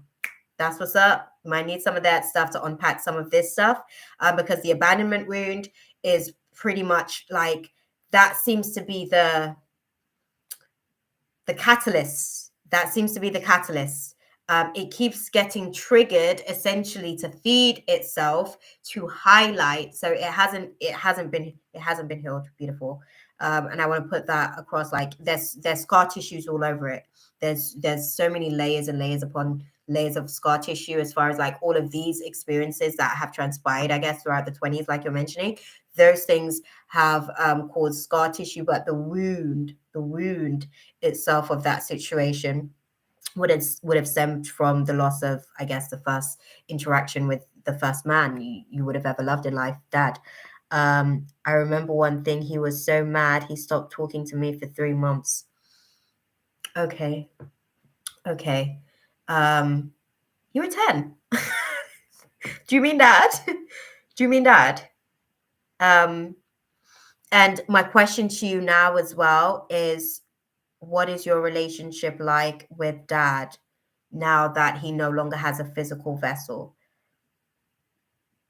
Because all of these things, they matter. Basically, I've had to work through my abandonment wound with my dad in spirit. And listen, when I tell you guys on the other end of 2023 how life has actually unfolded for me on that situation, y'all are gonna be shocked. Trust me, I was.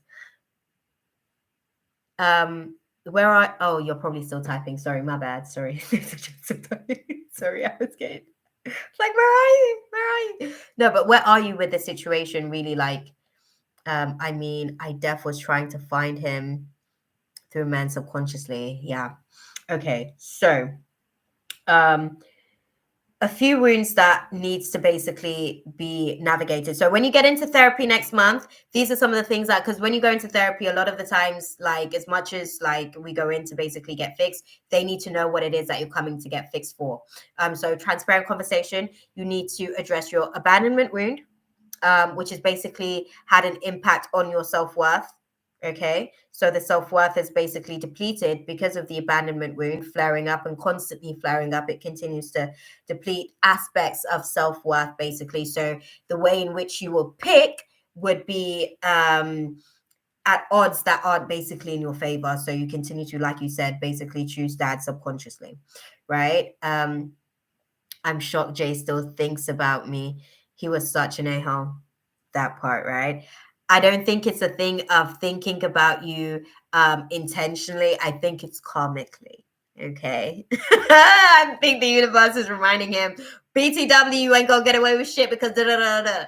Okay. Basically. So yeah. Yeah. Um, but he's really the last person that is significantly weighing into your space as far as holding regrets, because that makes sense as well. If he did show up as an a-hole, you know, he probably does have some regrets for how he handled the situation, because he's probably matured since then as well, so he could probably see the errors of his ways a little bit. Still a bit of an a-hole, but not that a-hole. Like, he's like gone from like a 70% a-hole to like maybe a 50% a-hole, you know what I mean? But yeah, so abandonment wound. You need to also navigate the layers of the grieving situation. Yes, you've made your peace with dad's death, but he's actually now one of your guardian angels. It's the way that these things work, right? So working on basically adapting to you guys' relationship as far as where you guys are now, because you still need to basically heal from the trauma of the abandonment. I say abandonment, obviously he passed, but it leaves some sense of feeling of abandonment. So that also needs to basically be addressed as well. And the self-worth thing. So we've got self-worth, grieving, and the first one that I addressed was the abandonment wound, right? So those are some of the things that definitely, like those are some of the those are some of the few things firstly that needs to be addressed as you sort of like, I'm saving you time in therapy, right? Okay, because if you can go in and get all this stuff unpacked ASAP, then it'll be easier for you to be able to kind of like move on to other things and make room for other healing spaces. But yeah, that's ultimately the situation with the J thing as well. Send some downloads, let it be known that you forgive him. Anybody else as well, like, okay, here's what you do as well. Write a list of from J, since J, anyone else that has basically been into your orbit since J, who have basically subsequently played out the same pattern. Put their name on a list. Exactly that. Put their name on a list, and let it be known. It's kind of like a uh exactly that. It's kind of like a message to the universe to kind of say, okay, cool, try and get this done before the end of this year, because I think it would be good to kind of like set your trajectory in motion for like the new things that you'd be able to sort of like attract into your orbit for 2023. So list of all the people basically since J up until now, and write a letter to the universe about the change that you're making basically, and why these people are no longer aligned, or anybody that resembles their attributes or qualities or traits are no longer aligned with you moving into your 2023 version and beyond. And put it out there, all of the things that you're sort of like, I say all of the things that you're looking for, but what you could see in each of those people that, how can I put it, guys? Sorry, I'm getting the download. Bear with me.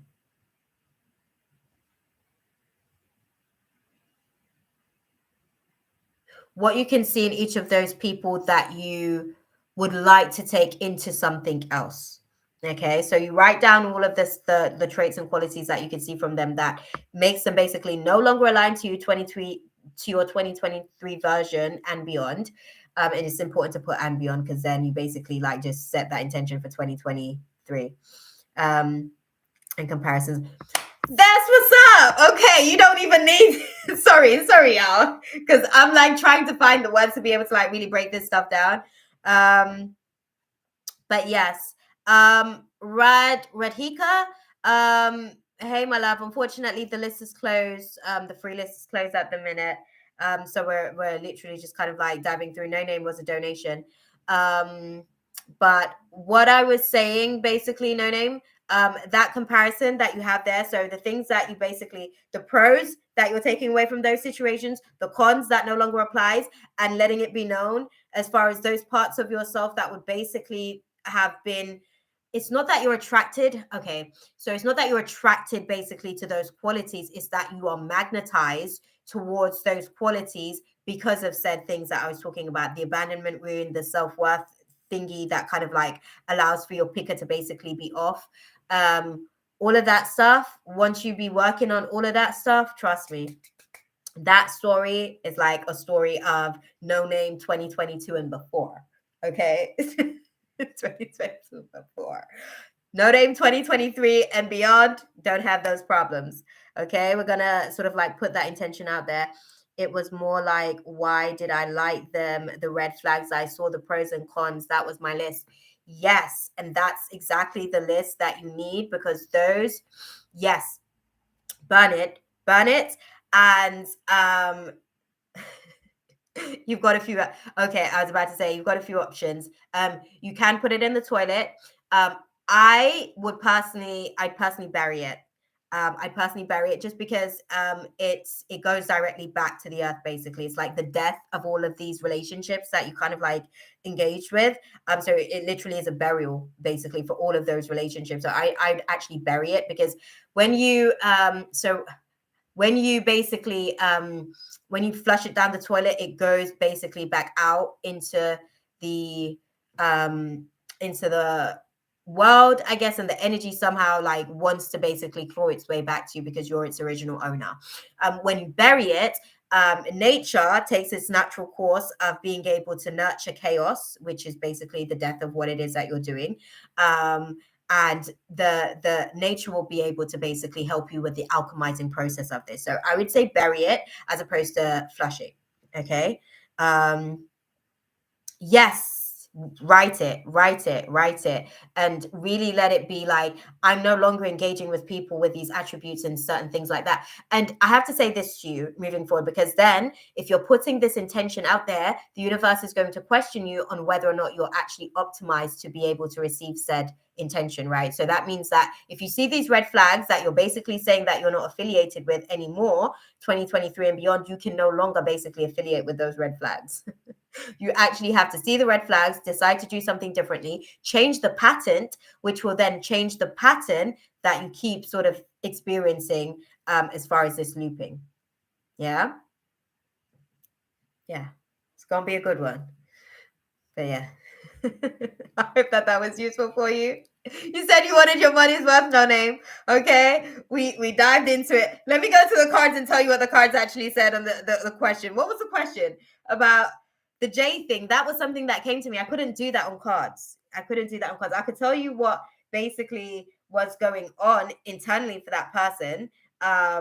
Which was that they were basically going through the process of introspection to be able to get some clarity, because justice has to be served. And that's how God's basically utilizing this emotional eruption of regret within Jay. But Jay onwards, there's a window there significantly that like can be wrapped up.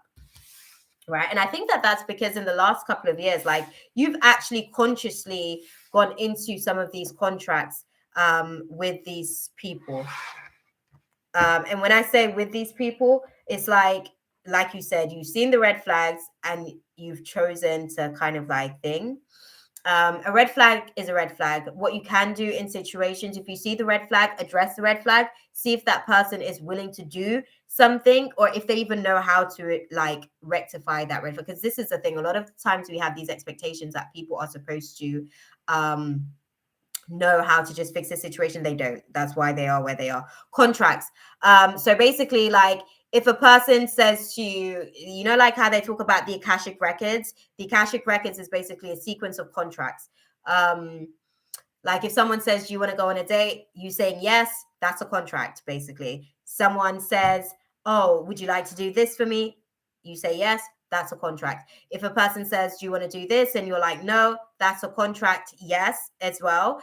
But that contract is basically in your favor. So those types of dynamics, we have to be mindful of where we place our yeses, because we are presenting in the Akashic records contracts of how our lives basically unfold. Do you see what I'm saying? Well, I did it recently. I made him aware. He understood, and then he ended it a week later. I tried to be respectful. Sorry, I had to dab for that one because I navigated through that myself as well. So what to do with this situation? So not everybody is at your same level of consciousness, my love. You might be out here ready to like work these like, you know, school streets and do whatever classes you need to sort of like be doing. Not everybody's like studious students. Like for the most part, all of us here, like not everybody's wanting to like live life on this level of consciousness. They would prefer being in a somber state of sleep because it's easier. You guys know at this point that ignorance is bliss, right? So you have to be mindful that some people, you check the temperature, because what I find is that if someone has an arts, it's a lot more challenging for them to be able to like receive what it is that God is trying to use you as a messenger to deliver. Don't worry though, the seed has been planted, and God's going to use others to nurture the seed that you planted in that individual recently. However, in moving forward, if you want a little bit more receptivity, check the temperature, ask them, and instead of telling them, go through a sequence of questions, which will be like suggestive thought process to basically allow for them to become aware of it. Because if they become aware of it, then they're like, oh my God, I had a eureka moment. And you can just sit there and allow for them to have that eureka moment, which is basically you just kind of like covertly projecting into their mind what it is that you see from the outside looking in, basically. Okay. Yes, his friend said he would screw it up, which he did. Haha. Well, he told me to check it.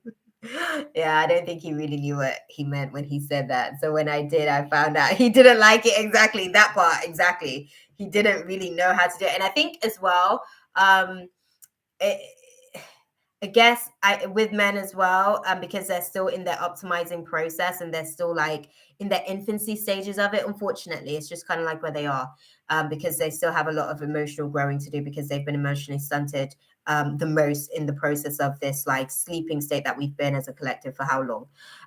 But as they're waking up, I guess we have to kind of take it bit by bit, take it bit by bit. Yeah. Yeah, they're still very fragile. Their egos are a lot more fragile, I guess, unfortunately, than females because we're used to being more emotional creatures. So they're not really used to processing their emotions. So you probably triggered him and he didn't know how to then like react to that triggered response. So that was his reaction. Basically, he shut down and there you are. But I hope that that was useful for you. That was a nice long one. We dived into it. I don't know who's actually still left in the room because I can't see. Fund me. I am going to go ahead and do your question. And then I'll get back to the free list. We've got 1, 2, 3, 4, 5. We've got 5 people left on the free list. Sorry, guys, we had to kind of like dive into some stuff. This is the last reading of 2022. So God needs all these assignments wrapped up for 2022, or at least like notes of what the assignments are for 2023 going on. So these readings are a little bit longer. Forgive me. Let's see. Fund me. Oh, career reading. I'm looking and ready to work. I love that affirmation. I love that affirmation. That's what's up. That's what's up, Fund me. That is what's up. Okay, guys. What do you guys? Oh, wrong cards. Okay, that's cool. We'll go with this one. What do you guys see playing out for Fund me in terms of career dynamics moving forward? Okay.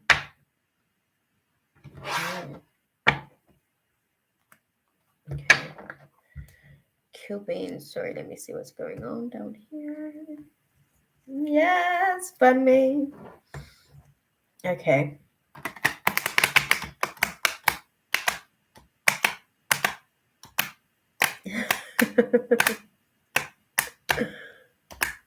Oh, that's good, beautiful. That's good. I'm glad that yeah, I'm glad that you appreciate it. I'm glad that it gave you the clarity that you were sort of like looking for in the situation. Career. What do we see for Fund me in terms of career? Like what's the feedback? Fund me said they are ready and looking. So what do you see in terms of things playing out in that area of their lives? As clearly as you can. Thank you. Okay, that's what's up. Okay, that's cool right there. Oh, interesting. Okay. Oh.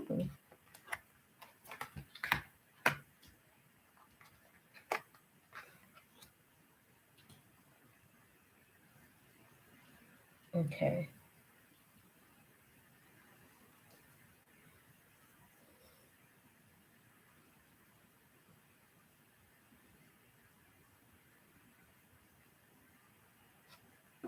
Okay. Sorry, y'all. I'm literally just kind of getting clarity on the situation for you. So what will be the outcome ultimately? Oh, that's nice. Give us a timeline on that then. We want a timeline on that.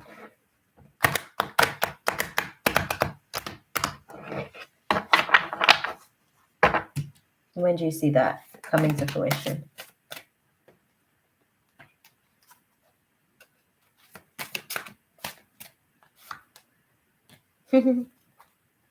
Okay. Okay, guys, come on, timeline. Thank you, thank you.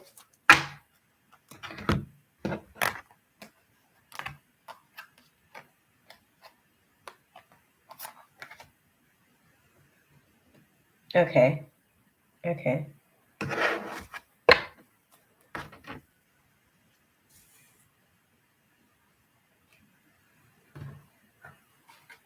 Sorry, I'm like getting the cards.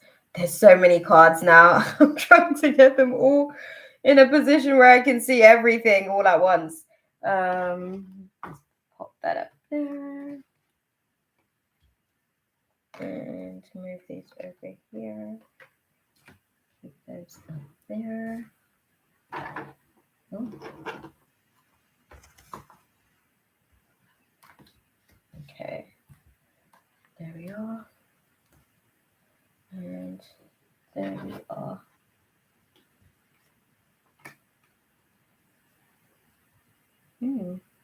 Interesting. Okay. So what they're showing me with the situation is that you're going to have to be strategical about the career space in terms of what you're navigating through, because there will be, I guess, opportunities, and you have to kind of like sift through the BS type thing. That's the best way that I can put it. You have to sift through the BS. There is a helpful network of people, but you kind of have to be strategical in terms of like where you're placing yourself with the situation, because you will find yourself like, you get wrapped up basically. So you will get a new job situation. I want to say, I'm saying job, but it feels more like a career. So it's like a long-term sort of like situation. It's more something that you're looking to kind of grow in. So this is why you're sort of like requiring to be strategical in terms of how you're doing the whole process with the situation. What I'm seeing with it is that this may play out within the next 2 to 2.5 weeks. I wouldn't say this leads into like 3 weeks. No, we're not going into like 3 weeks and beyond. This situation kind of unfolds and wraps up within about 2 to 2.5 weeks, because they're showing me that it's going to require you to basically maintain this position for the next year, basically, once God gives you the key to unlock this door of opportunity for yourself. Right. And it's all about positioning. You have to be strategical in terms of sifting through the BS, like I said, because you'll have certain situations where, you know how it is, like sometimes people will like make certain exaggerations about certain things when you're kind of like applying for a job, and it's not necessarily that type thing. So yeah, you will get something within the next couple of weeks, and it is going to be able to provide you with stability for the next year or so, and beyond. It's a case of you being able to sort of like grow, because it looks like it's one of those things where you get to grow into this position as well. Yeah, there's definitely a door to value. Oh, hey, M22. Hey. We've got quite a few people on the list, to be fair. And the free list is actually closed now. I'm trying to get through it, been trying to get through it. We've had a couple of donations. And they're literally all waiting. Who do we have in the room as well, by the way? Because I can only see two people on the live. Sorry, my love. You know how it is, man. We actually get caught up over here. Yeah, unfortunately, you are, man. Who do we have? I hope that was useful for you as well. By the way, fund me. That's what they're giving me on the situation. They're saying to sort of like trust the process that you're kind of like navigating through at the minute. It is going to be successful. You will be able to kind of like recover financially with the situation as well. Oh, I'm doing better. I'm doing better. Taking all of these attacks with a pinch of salt, taking them with a pinch of salt.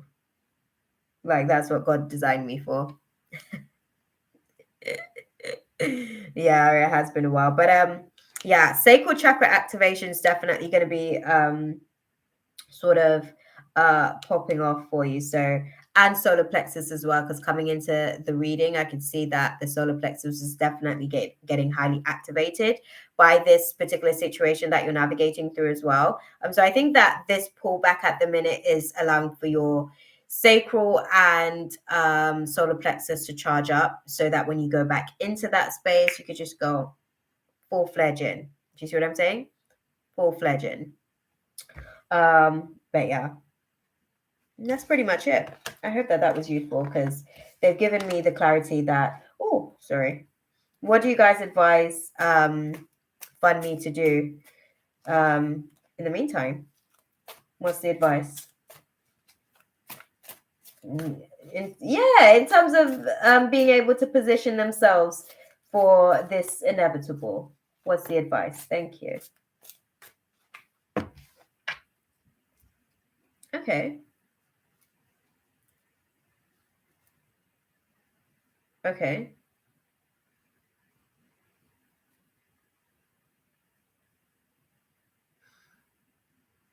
Okay.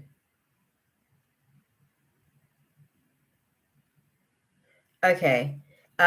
They said what you need to do, because you're going through this process of sifting. The best thing that you can do to optimize your energy as you navigate through the process is to basically like let go of whatever no's or rejections. Like, don't even hold those. Don't even hold those. Just stay focused on the it, right? The it that's coming.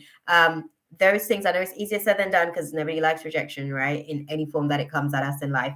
But just let that like literally just roll right off your back, okay? Because that may be the thing that could potentially cause you delay. The longer you hold on to those rejections, the more rejections it manifests into your reality. So they're saying let go of those because God has his sort of divine sort of timing that he's working with in terms of the situation for you, and it is going to provide you with a door to significant value.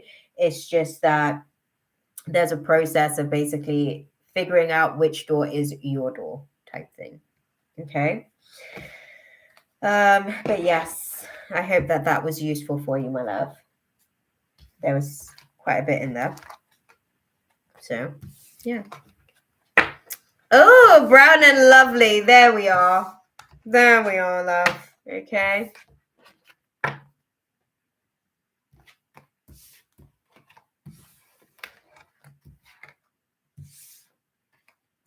Okay. Right, let's see. I know. Thank you, Mina. How's my person feeling about me? He's my ex, but we're still connected through his family. Ooh, tense, right? Tense. That's like such an even deeper connection because it's like it's an entangled love. You know what I mean? Like there's other feelings involved. Oh, yay! You guys are actually still here. I wasn't sure. Okay, because I know that it's been the night's been going on for quite some time. So just wanted to check. Who else do we still have in the room as well? What's the sitch? I can imagine scenario. It's been a minute. It's definitely been a minute. Okay, so oh.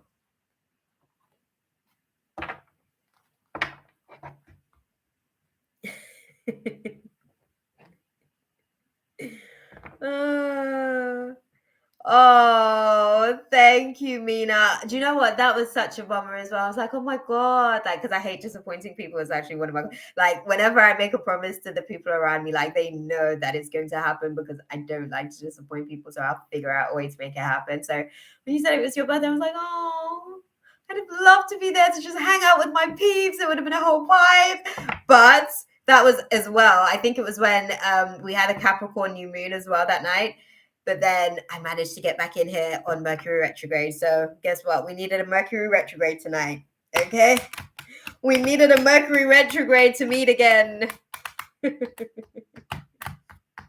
love you too, man. Oh.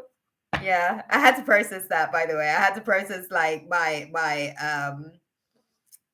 I guess fear of disappointing others. So you were a nice like I guess trigger for that class. But yeah, I managed to figure it out. Here we are.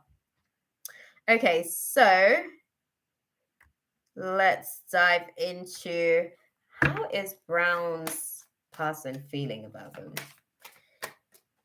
Give us some clarity on that because I want to get some. Yeah. Okay, guys. Okay, chill out. I know that that was a play on words when I say person, but you know what I mean. You know what I mean. in terms of this connection that's still going. Oh, okay. Well, talk to me about it then. How do they feel about them? Talk to me. Talk to me. Sorry, we're like having a whole like group discussion here. Yeah. Yeah. Okay. So oh hey Ariana. Okay, Ariana's still in the room as well. Angel Dreams. I haven't seen Angel Dreams in a minute. I don't even know if they're still here. No, you good. You good, Ariana. You good. And then Ash as well. I don't know where Ash is as well. I haven't seen them for a minute. To answer your question, Brown and Lovely. So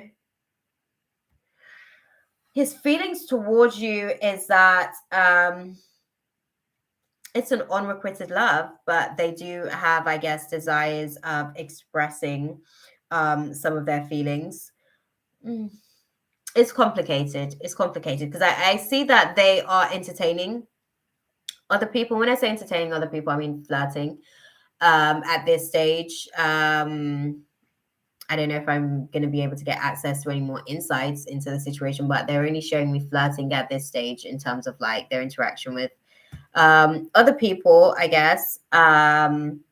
But there's a desire to basically kind of like express their feelings, their romantic feelings towards you. But they also know that this relationship is challenging to work through. As much as you guys like have love for each other, as much as you guys want it to work, it's definitely very, very challenging. And they know that this unrequited love dynamic that you guys are navigating through, where it's going to need more than just the love to actually make the situation work. I think that some of the things that they can identify in the dynamic is that respect wasn't all the way on the level that it needed to be. That wasn't in balance in the relationship. Love wasn't necessarily the thing. Like that was probably one of the biggest strengths in the relationship. The love was fine. The intimacy was okay as well. That was like a good dynamic. But respect was one of the areas where you guys kind of like were struggling in terms of that dynamic. A little bit of trust, but I want to say that that was more residual energy. I want to say the trust situation was more residual energy being brought into you guys' current dynamic. So yeah, they have a desire to basically express some feelings towards you, but how do you see it playing out, guys? Do you see them acting on said feelings? Okay.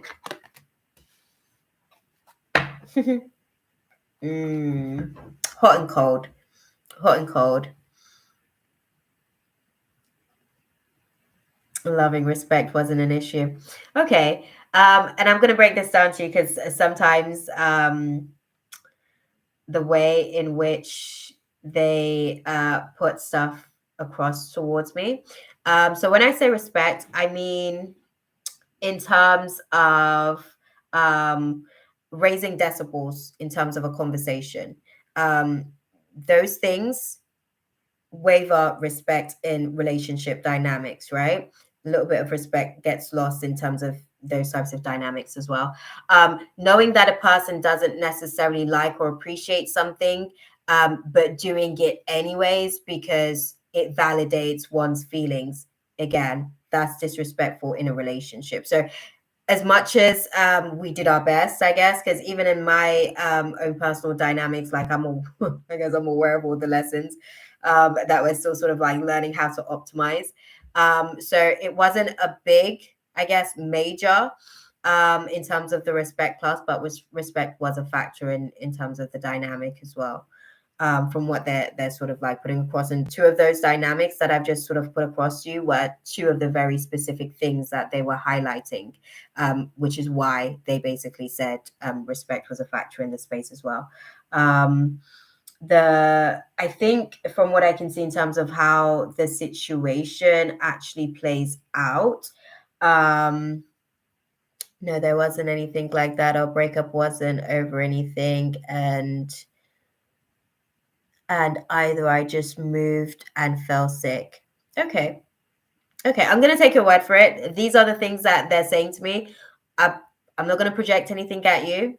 this is what they've said. You can choose to receive whatever you feel you identify with. Anything you feel you don't identify with, that's neither here nor there. That's fine, my love.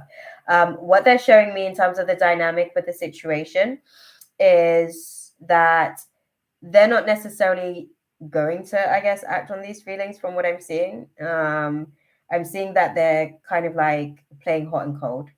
It's hot and cold. You can't really necessarily sort of like tell where they are with the situation. And that seems like that's the way that they're actually going to continue to navigate the process. Hey, Angel Dreams. Thank you for stopping back into the space. So I don't think that they're actually going to act on expressing their love per se, in terms of the situation.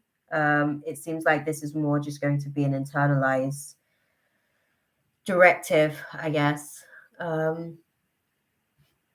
Oh, we ain't ready for you yet. Bear with us. Bear with us, my love. Bear with us. We're not ready for you yet.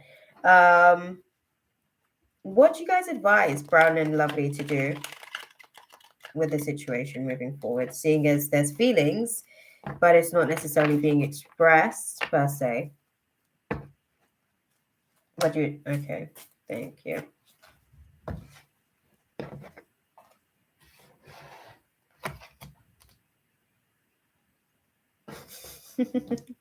I know, but we're only human, guys. You know how it is. Snap. We see what we want.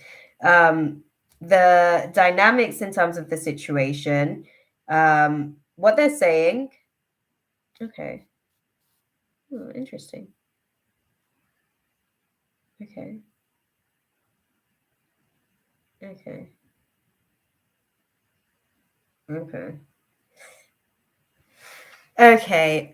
So what they're showing me with the situation, is there isn't necessarily any coming back, I guess. Any coming back from the situation. I guess he's kind of like processing the heartbreak, I guess, of the separation. Their advice for you on the situation, from what I can see as far as what they've just said, is how do I...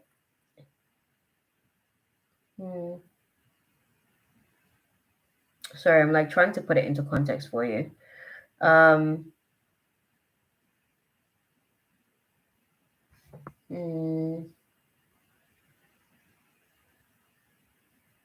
So what they're saying, I'm only human.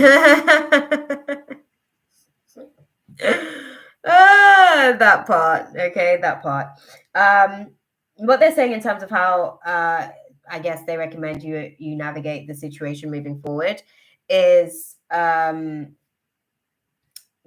forgive the hasty decision, basically. Forgive the I say hasty decision. It's just that the decision was forced to be made in a haste because of the circumstances around it. So they're saying sort of forgive that aspect of the situation, and process where you guys are now, because the separation, and when I say the separation, they're showing me just sort of like the distance. The distance that you guys are sort of like navigating through at the minute was inevitable. And when I say it was inevitable, it just means that it was a part of God's plan. This is how God intended for things to kind of like unfold, in terms of where you guys are with the situation. I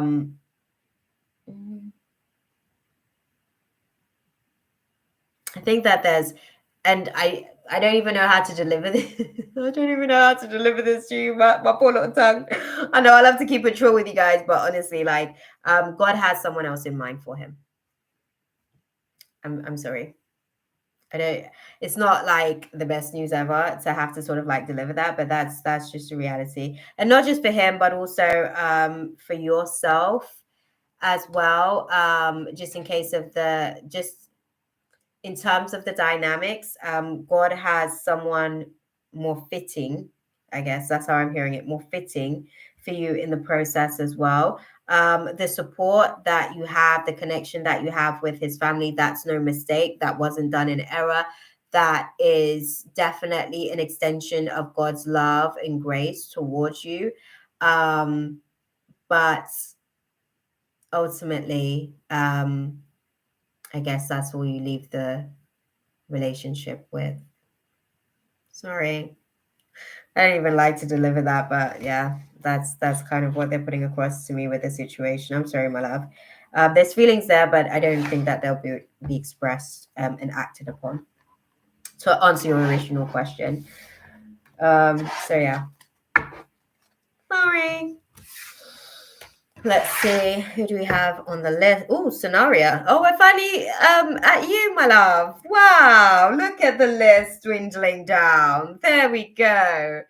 There we go, scenario. So I'm job hunting and I'm really scared. I hope that was useful for you, by the way, my love. Brown and lovely. Probably not necessarily what you wanted to hear, so I'm sorry. So I'm job hunting and I'm really scared because I'm depending on whatever position I get to be able to move to a new state. Will I find the stability soon? I can't shake this feeling. Oh, listen, you better shake that feeling of fear. No, it's very, very important for the thing that you're manifesting, basically. The fear is kind of like a blocker to the very thing that you're trying to manifest. In manifesting, basically, we have to be in the vibration of said thing. So fear is outside of the vibration of the thing that you're trying to manifest. I know it's easier said than done, but when you actually have the fears come up, what I'd say that you do, firstly, because fear is a very good tool to be able to like guide your human in the right direction, basically, but we misuse it. Okay, so the pressure is that you need to have the stability that you need in order to be able to get your job situation all the way together, right? That's the thing that you basically need to kind of like reassure yourself about first and foremost. Okay, so end scene, right? That was me. If that was me in the situation, this is how I would sort of like have that engagement with myself. Oh, okay. Okay, I get it. I'm under the pressure of making sure that the stability is absolutely right. Sorry, I'm going to actually pull cards for you. Don't worry. I'm actually going to pull cards for you to see how the situation is going to pan out. But I need to sort of let you know this because these things basically, we think that God's holding things back from us, but no, it's us not actually optimized to the degree to be able to like receive the very thing that he's trying to basically pour into us, right? So if you have a conversation about the very things that is basically causing your fear to flare up, look for the place that you want to move to. And it's not act like the fear doesn't exist, but the fear is only one emotion. There's many other emotions that's also existing within this thing that you're trying to manifest, right? But if you focus on the fear is the thing that's going to persist. Because emotions is basically the strongest thing that we have in manifesting. It's one of the first stages of manifestation. So what you do when you hear fear, talking its ish, continue to look in the state that you're looking for. Look for the new job. Look for the new home. And then you basically start to build that life. So you build that life on that timeline, and then it will be easier for you to actually quantum leap onto that timeline. So what you do, you look for the place that you're trying to look for, or define the smaller fragments basically of the thing that you're trying to manifest, because basically you're looking at manifesting the job, but the job isn't basically the thing that you manifest. The life is what you manifest, and the job is an insert into that lifestyle. Do you see what I'm saying? Look for a place, look for a job within said location that you're choosing to relocate. And when you go into the process of looking for a place, like really think about like scenario, that version of yourself, what she looks like, how does people engage with her, how does she engage with other people, what is her environment like go through the process of visualizing, basically setting the scene. And it's kind of like co-creating with God, because God's basically ultimately he's a director, so he's going to have like his own way of how the scenes actually do play out. But the good thing about it is, you being a character in his play, right? You get to basically like choose some of your, it's kind of like you get to be exec, you get to be like EP. You're also like executively like executive producer of the movie that God's kind of like, you know, you get my drift, right? So yeah, look for the place. Look for the way that you're going to decorate the place as well. And again, look for the very specific things that you need. So I'll tell you why I say that. When I was manifesting, so I have a day job as well, right? I actually have a very good day job, which I manifested after the fact. So I was trying to manifest a job, but then the house actually came before the job came. So I was manifesting the job, and then I just went and looked for it. God said it was time to go looking for the house, so I just started looking for the house. I was like, I ain't got no money. What you mean? What you mean, man? What you mean?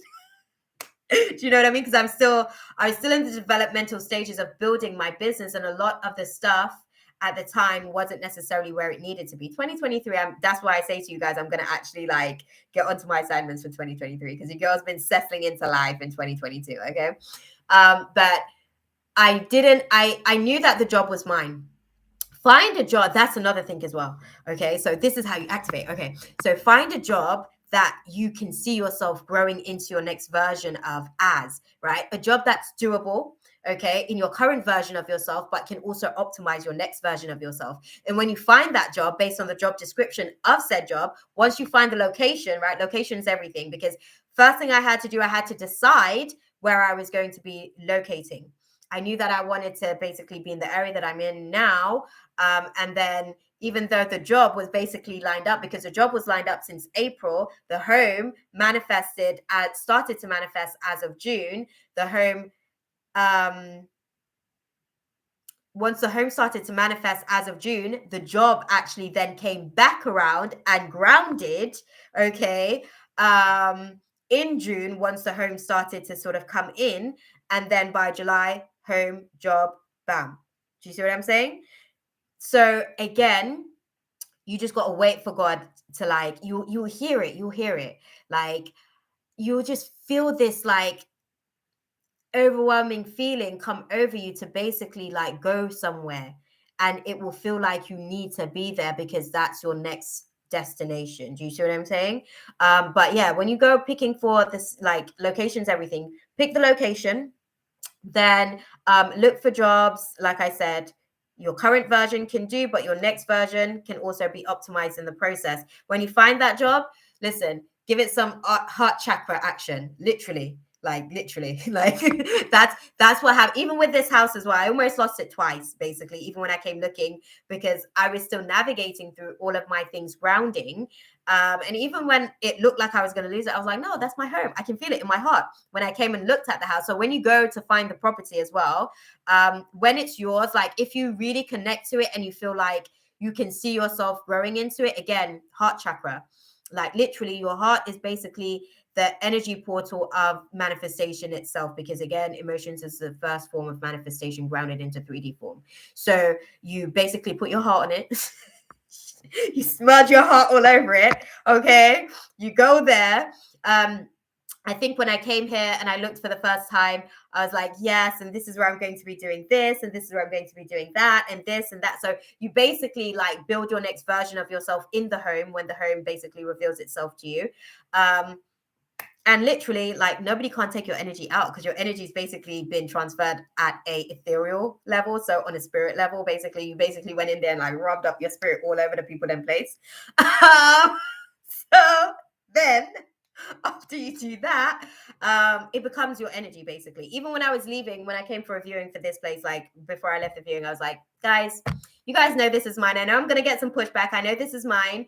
But whoever's coming, assuming that it's theirs, let them down gently, please. That was my request. And I say that to you to say, sometimes we get caught up with what it is that we're trying to manifest, when it's basically steps. It's steps and stages. It's like, okay, you're going to get a job. where you're going to live when you get the job. Okay. Find where you're going to live.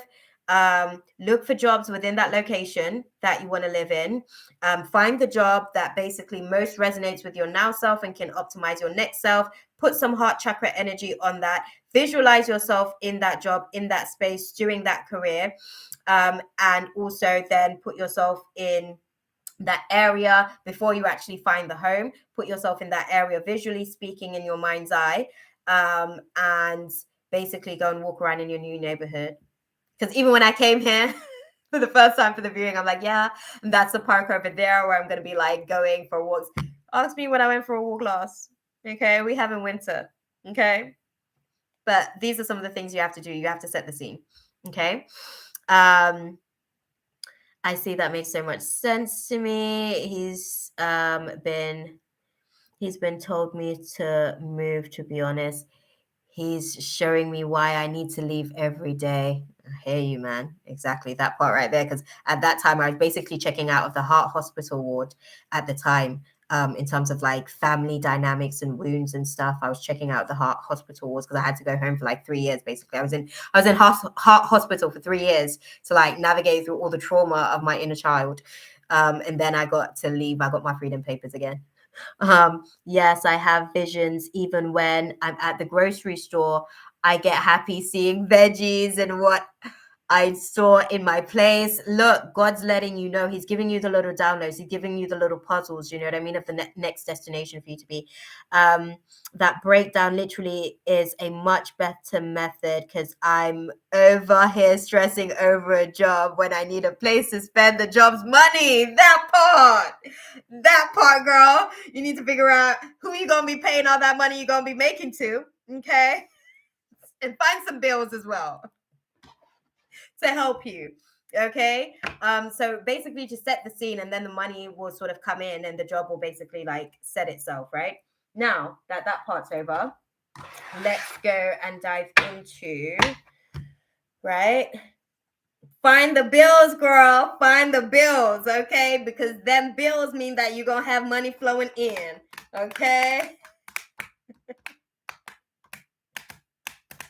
No, they don't. They don't, but they should. Okay, because this is like life 101. We need to learn these things.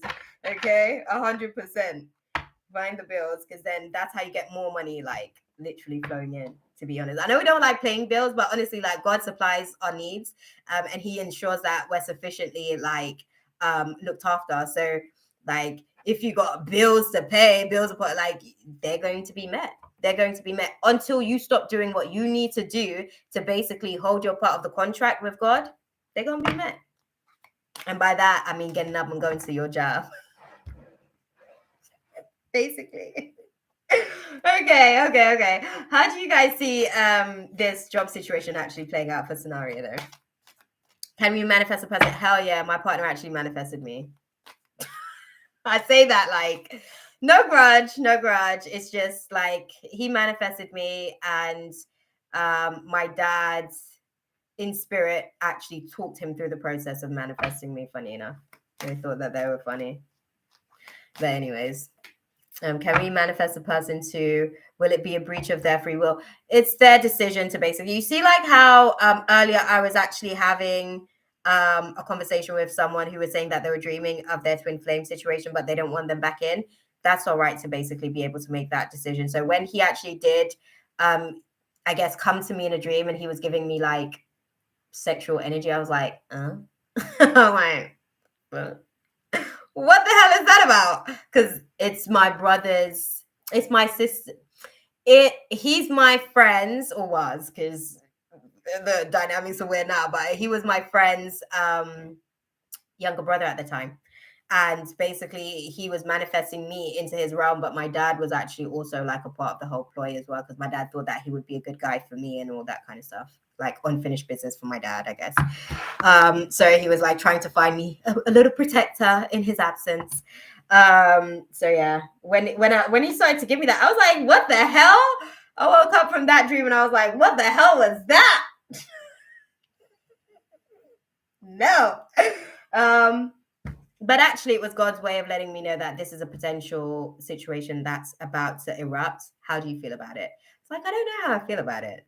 put me in the moment, in the scene, I'll decide how I feel type thing. I'm one of those types of people. Sometimes I have like, because I'm so like consciously narrating my experience, sometimes I have delayed processing. But yeah, scenario. How do you see the job situation sort of playing out? Okay.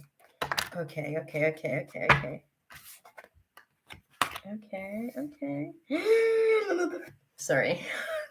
I'm getting excited. Okay. Ooh, okay. Interesting. What's the love life situation like at the minute, scenario? Can I get some insight on that aspect of it? What's the love life? I have to ask because, again, every little piece of the puzzle actually counts.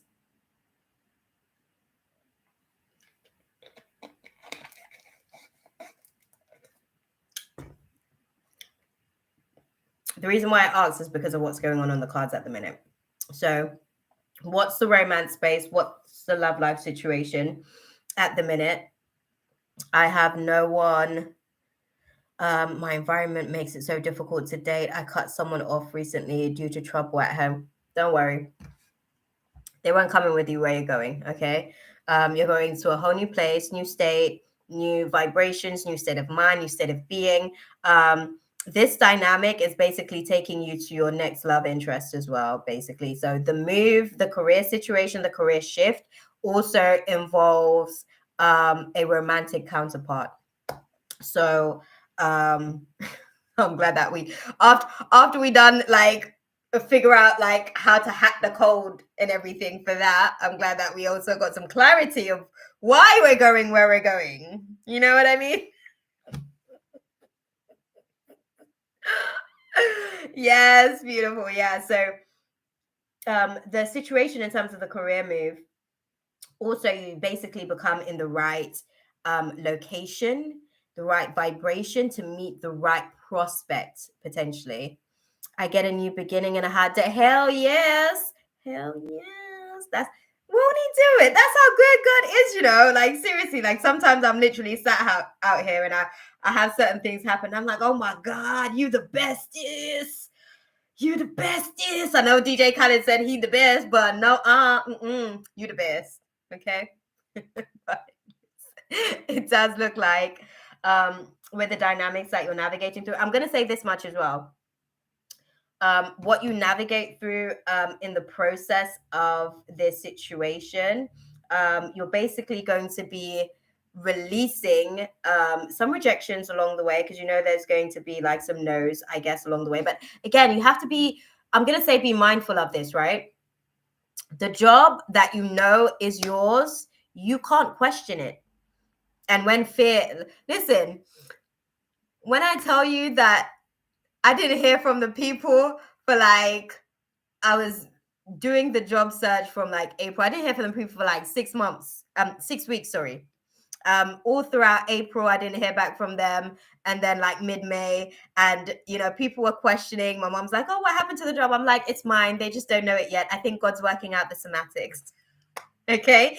That's how you got to deal with it. Like literally, that's how you've got to deal with it. Like, you know what you know, and don't let your fear creep in. Like, I know that's easier said than done because like it's a natural human thing, right? It's a human like trait, but fear isn't like, it's not there to actually, how can I put it? We misuse fear pretty much. It's there to be a direct, it's like a sat nav basically to let us know when we're not necessarily moving in the right direction, or also sometimes when we are moving in the right direction, it highlights exactly where we are in terms of our ability to actually feel like we, one, deserve said trajectory that we're on, and two, believe that we deserve said trajectory that we're in, right? So yeah, that's what I'd say with the situation. Like, don't necessarily like let your fear override the direction that you're going into. And if fear does come up and start to like, you know, whisper, it's whispers about, oh, well, are you good enough for this? And are you good enough for that? And this and the other. I'm like, you ain't talking to me. God said, I am amazing. Like serious stuff. Because these are like your low vibrating thoughts. You know what I mean? You want to like elevate your thoughts. Don't dismiss them, process them. So even though I just said, yeah, you ain't talking to me and all that lot, like I'd be like, why do you feel like that? I'm like, oh my God, Shakima, that's such a morbid thought. Why do you feel like that, beautiful? So I go into processing whatever low self-worth is basically still in this belief system that's attached to said fear, basically, because it's some sort of belief system within you that is basically projecting these fear-based thoughts. So you have to process them. It helps to process them. Let me not say you have to. It helps to process them because it lightens the load. And then as you move forward as well, you get better at actually processing your fear as well. Right. And guess what? Fear actually gets better at not being a self-sabotage mechanism. It becomes a little bit more of a copacetic relationship for the both of you guys. So fear is like, hey, there's something around the corner. Be careful what you're doing type thing. Do you see what I'm saying? And then you're like, oh, word, fear. Got you type thing. Do you see what I'm saying? That type of thing. So yeah. I hope that was useful for you, beautiful. There was so much in there, but yes, I really do hope that was useful for you. And I'm sure, I'm going to say this to you, yeah. Within the next 3 months, like this situation, gone.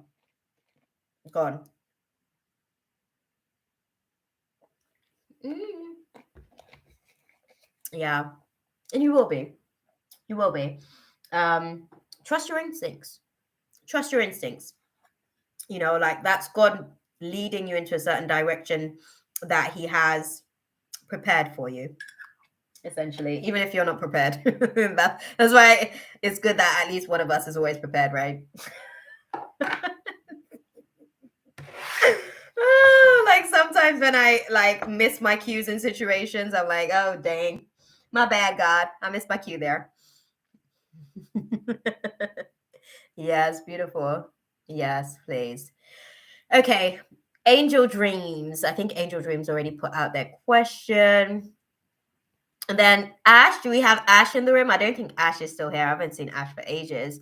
Ariona, I don't know if she's going to like check out another reel, if she's still back with us, but we're almost done, guys. Angel Dreams, then we've got Ash and Ariona. If Ash isn't here, we're going to go straight to Ariona and close out the space. Oh, Ash, you here? That's what's up. Okay. Wait a minute. Stick a pin in that, Ash. I'm coming back to you. I see you are here. Thank you for that. Okay, Angel Dreams, I'm gonna go and dive into your question. Okay, and then I'll pin this as well up here. Oh no, wrong one. Okay, cool. Right. So was just thinking about my question. Look at that. Okay, what's the best way for me to gain clarity with my situationship? Oh, interesting. Definitely want to come back to that for you. Angel Dreams, how is my DM feeling about me? I'm going to be driving, posting. Oh, okay. Posting your question now. You're going to be driving. Got it. Dyslexia is a bitch. Sorry. Pardon my French. It took me a minute to process that. It was like, yeah. Okay, see what she means. Okay. Right. How is my DM feeling about me? Okay. How is Angel Dreams DM feeling about her? Everybody did come back. Everyone did by the looks of it, which is nice. How is Angel's DM feeling about her? Okay.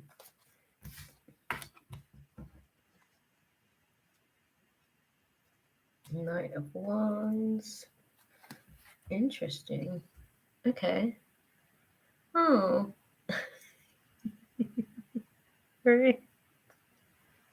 Sorry. Because the Knight of Wands energy is like it's that like passionate, lustful energy, like it's very sensual. I'm gonna use the word sensual, right?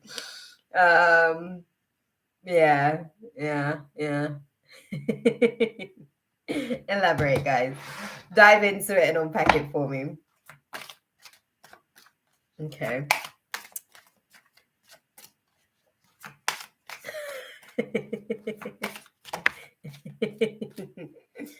Oh, interesting. It's a path. Okay. Okay. Yeah. Ah, interesting. Okay. So, what do you advise, Angel, in navigating the situation with said DM?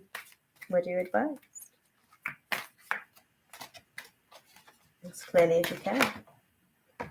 Okay. Okay. Okay. Okay. So, um, what they're showing me with the situation is that their feelings towards you is definitely like very excited. I'll put it like that, very excited. I can see that like they definitely when they think about you, they have like good thoughts. It's definitely you kind of like stir their passion. Um and you I guess the best way that I can put it, like you I don't want to say bring them peace, but you're able to kind of like bring them some peace just in the way that you are, in your tendency to be independent. So it's not necessarily a codependent dynamic. Those are some of the factors that they appreciate about you in the situation. Um, they are also in a space where they trust that the situation actually is good for them. They're comfortable with it. They're open to it. Um, they're willing to let go of any sort of like control issues in the space, in terms of just okay. Okay, I'm gonna take that back. Not any control issues, but like major control issues. They're willing to, I guess, work on major control issues in terms of the dynamic to be able to just make sure that this situation has a potential for longevity. What they have said in terms of like what you need to do in terms of the situation, however, is to release, I guess, any feelings of envy or jealousy, or if that's something that you've struggled with in your past, let me know as well. Oh, you're driving. I don't know if you're actually driving now, but um, yeah, that's one of the things that they're saying. Like, you need to release any feelings of jealousy or envy, because that may be something that disrupts this dynamic of the potential happy family that I guess DM has in mind. I think that you guys complement each other well in terms of like compatibility. There's a few little fine details that you guys may need to compromise on. But it seems like you guys have a good understanding of each other. Um, yeah, it seems like you guys have a good understanding of each other. I do think that they look at you and they think of you as a potential lifelong partner, when they sort of think of the dynamics with you. So yeah, it's just about making sure that everything is kind of like kept into balance. You definitely like float their boat, I'll say that much. You definitely float their boat. It's just a case of just making sure that everything is yeah, I am currently on Angel Dreams.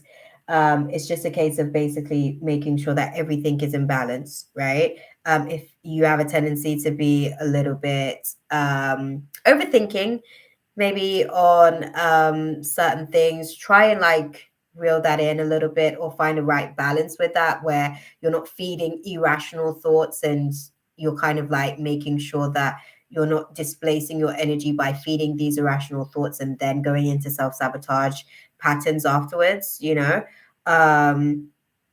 yeah, these are some of the things, I guess, that they're advising can also be done to help to optimize the relationship further as well. Okay. But yeah, it looks like they got good vibes, good loves, good senses, I guess, for you. Yeah, it feels like a good space. It feels like a good space. I think that there's a lot of admiration for the way that you carry yourself as well. And it puts them at ease in terms of how they can show up in the relationship dynamic as well. So it's good. It's good. Um, okay, what can the other party do as well? Maybe we can provide her with some guidance. Oh, I'm getting chilly now. My nose is getting stuffy. Random. Um, yeah, thank you. Thank you guys. You guys know what I'm okay. Okay.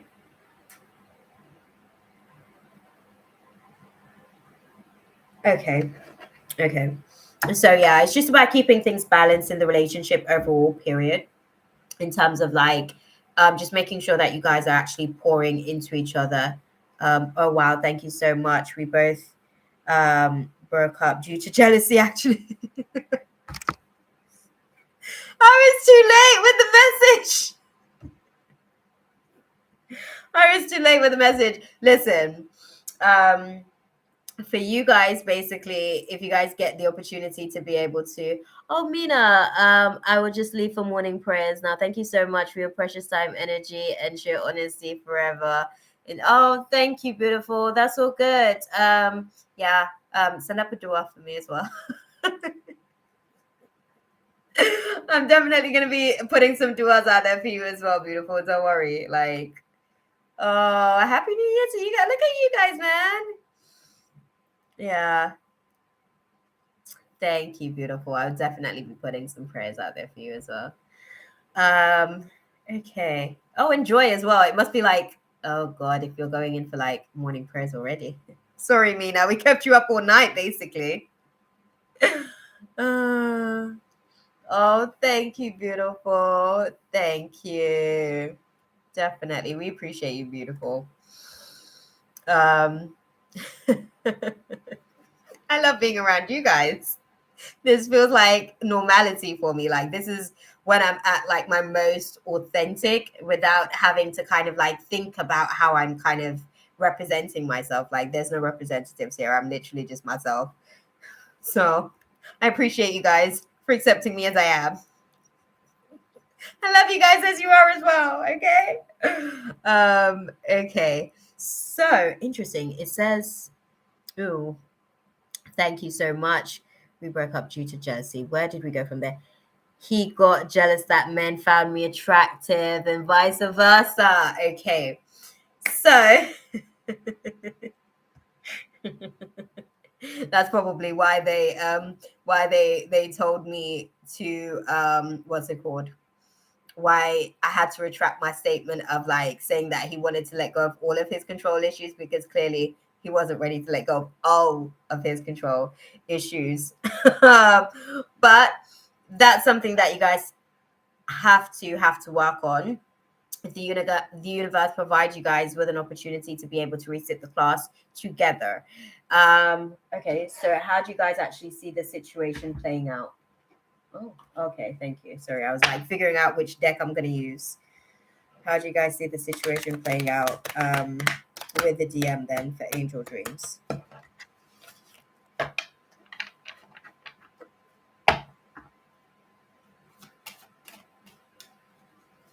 Okay. Okay. Okay.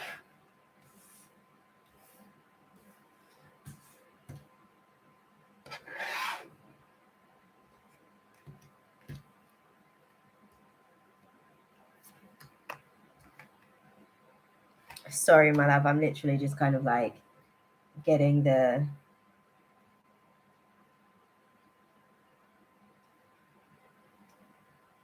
Because it's one thing to know how he feels about you, right? But we want to know how things are actually going to unfold with the dynamics of these feelings. Because feelings are one thing, and men have a tendency to kind of like sit on feelings because they're good, or they learn how to become good at suppressing and repressing feelings. So their feelings basically ain't ish.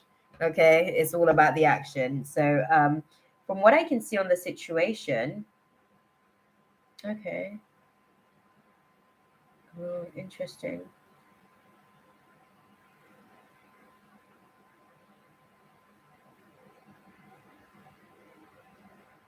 Okay, okay, okay.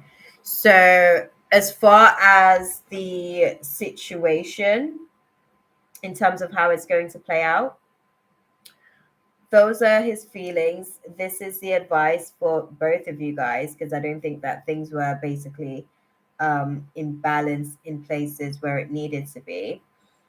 Um, yeah, they're showing me that. Hmm, I don't think that this. I don't know if this is going to come back round again. Right now, they're showing me, based on the current situation and dynamics, don't know that it's going to come round again in terms of the romantic setting, but there may be room or opportunity to basically like get full closure on the situation. Get full closure on the situation. Um, yeah, yeah. I think from what I can sense in the space, right?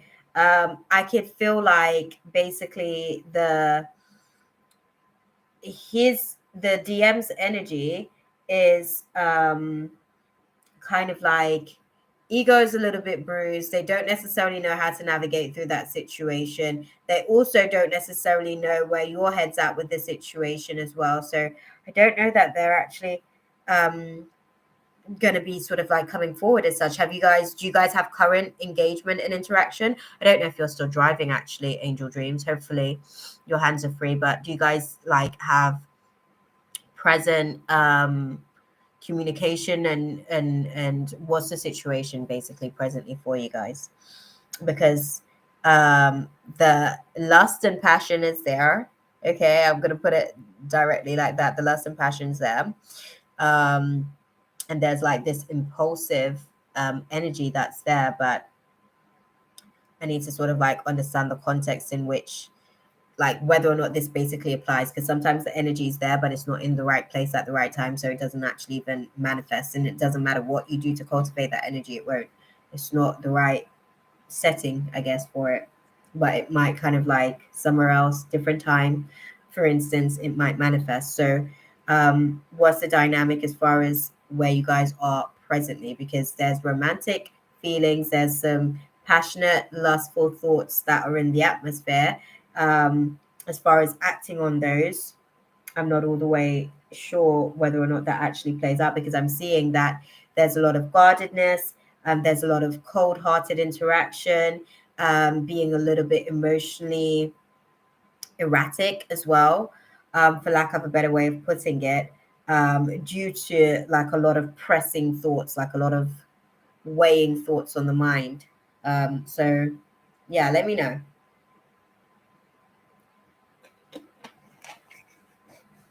But I am going to close out the space for you, because I think you are driving. Um, I'm not sure if you're actually even sort of like still in the space. I'm a little bit concerned if you are driving and in the space, to be honest. But it's cool. It's cool. We're going to send some angels to just, keep you covered. You're good. Um, but yes, I hope that that was useful for you. I wasn't able to like fully unpack it because I need your interaction basically to like fully be able to like dive into it. You guys know how it is. We get the TT around here. Okay. But yeah, lustful feelings, not clear on whether or not they're going to be acted upon. Needed to clarify some things with you in terms of where you guys are at in terms of current communication to be able to really unpack that for you. But yeah, loves your independence as well, by the way. That was one of the qualities they most appreciated about you when you guys were sort of like sharing regular space together. Okay, what have we got? What have we got? Okay. Ash, I think you did post your question. Yeah, you did post your question. Okay. Do you still want the same question, Ash? What's the best way for me to gain clarity within my situation with Sean? Yeah. Interesting. Okay, you reposted it again. Okay, so you saw. Okay. What's the best way for me to gain clarity within my situationship with Sean? I'm trying to. I'm trying to. I'm gonna clarify with you. So, do you want to know what it is that you can do to be able to gain clarity, um, in terms of navigating within the situationship with Sean, or yeah, would you like to know? I don't know. I don't know. I don't know. I don't know. I'm gonna have to rephrase that question, my love. Yeah, I'm gonna have to rephrase that question in its context because, um, yeah, they can easily go around us. They can easily go around us with this one, in terms of the way that the question's being asked. So I'm trying to figure out what's the best way to actually get you the answer that you're actually looking for, because there's an answer that you're looking for, because he's acting a little distant towards me lately. Okay, okay, okay, okay.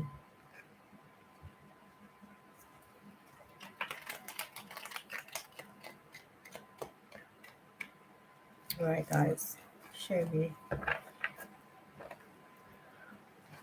Ash wants to know, right?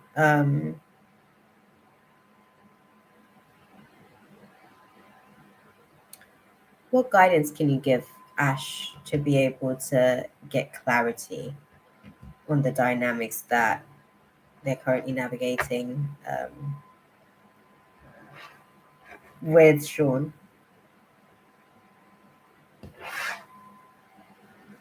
Okay.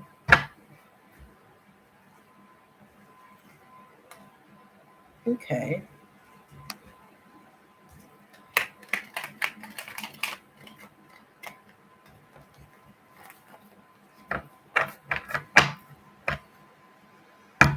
Okay. Show me. Um, hey, I'm 22. What is the actual? I'm trying to sort of like get my. Hey, hey, strawberries. I love that. What is the actual? Um, how can I put it? Um, how can Ash get clarity on what's going on right now? Like, do you guys have any insight in terms of what's going on right now with the dynamics? Like, what do you guys advise? Okay, okay, okay, okay,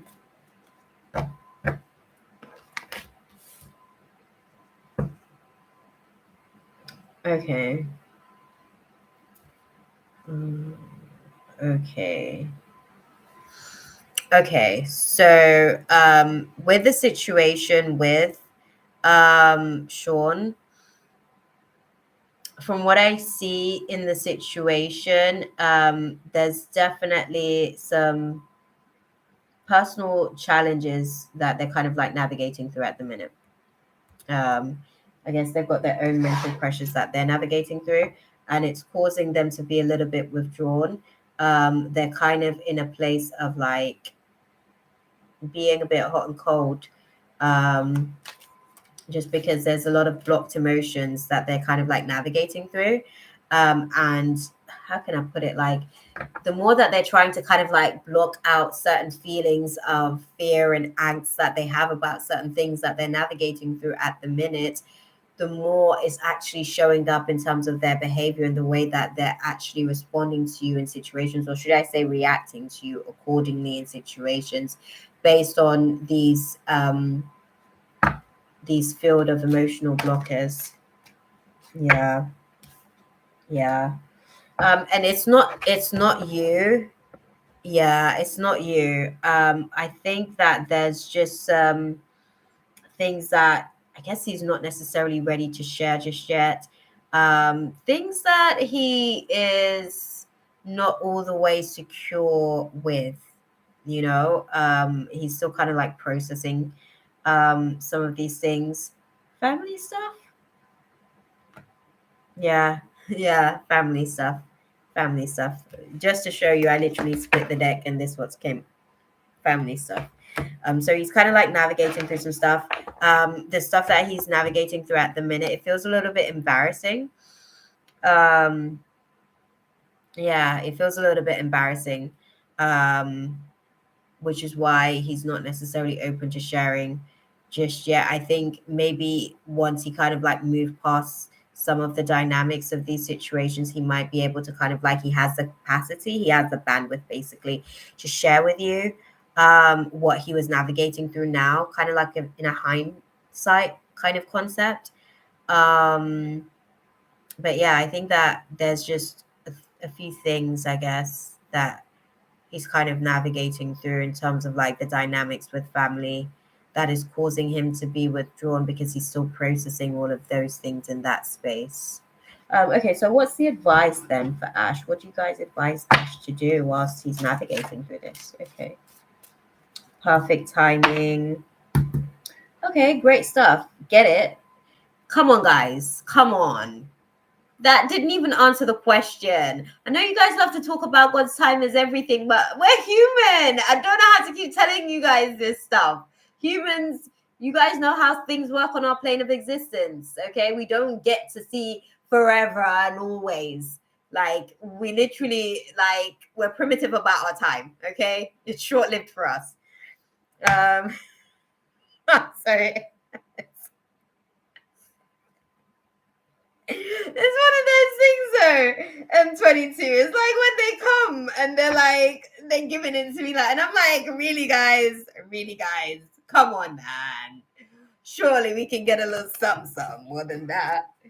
Oh, dude. Okay, I'm gonna grab those cards because they gave me. Hi, Monica. This is where it goes down. Okay. They basically said the same thing in different words, Ash. They basically said the same thing in different words. They basically said, wait, if you believe in abundance, I guess, with the situation, it shall manifest. So they basically said the same thing, just in different words when they said perfect timing. But basically, it's just one of those situations. He has to go through this first before he's comfortable enough to basically be able to share. Because right now it's all too heavy and he's still processing it. Do you know what I mean? It feels like big information because, yeah, I don't know, like I guess it kind of like takes off the lens of how he sees someone within the family dynamic. And it does change the way in terms of how he interacts with people on a whole in general. Okay. No, man, honestly, just to go back on your little point there, M22, like sometimes I really have to like let them know, like, look, okay, yes, we are consciousness as well. Okay, yes, we are. But we are in these human bodies, okay? And things is different in here. Like, it don't matter how conscious we are as consciousness and how high we vibrate in consciousness, right? Like when you get into these human body, things get hella dense. It gets dense, okay? And you become real human real quick. No, you're good. You're good. You're good. You're good. I'm like letting you guys know, like literally, that's the same thing. I say it to my friends all the time. I say to Charlotte, even when like we will be having conversations about certain things, and then the guys chime in, and I'm like, no, you guys don't get it. We're human. When I get back up there, I'm definitely going to be advocating for the humans' rights.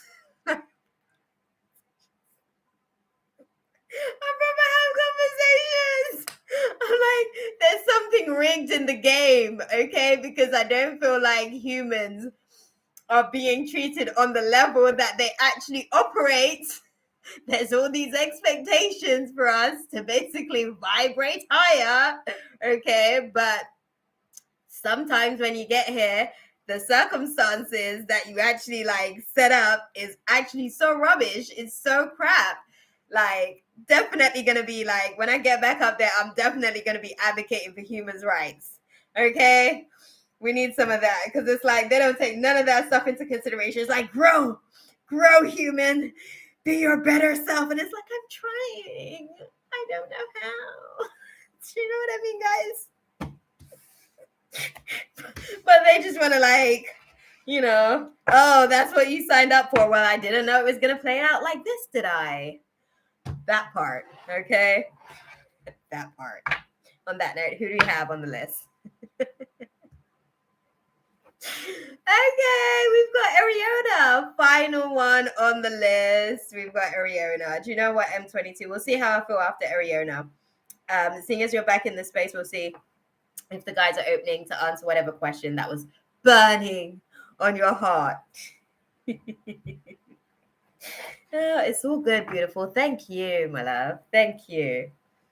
Yes, Ariana, can we get your question, please? Beautiful. Thank you.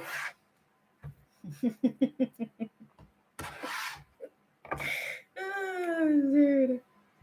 I'm sorry, I'm tickled. Yeah, why not? Why not? Why not? It's all good. It's all good. You came back into the space. The guys probably have something they want to, I guess, relieve you of whatever, is going on mentally, whatever distortion isn't necessarily aligned. The guys probably want to help you to be able to clarify that. Okay, but which should I choose? Oh, dang. Okay, let me close this because I'm missing parts of it. I'm sure I'm missing parts of it. Okay, but which should I choose? I'm about to order either Chinese food or calzone, but sorry, I was wondering how come Bixby didn't necessarily make an appearance during this live, but here Bixby is, letting us know all loud and proud that it is out here and in these streets. Okay, so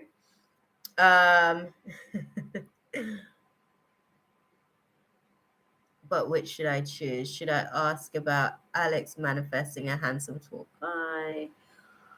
Well, how many people have a crush on me?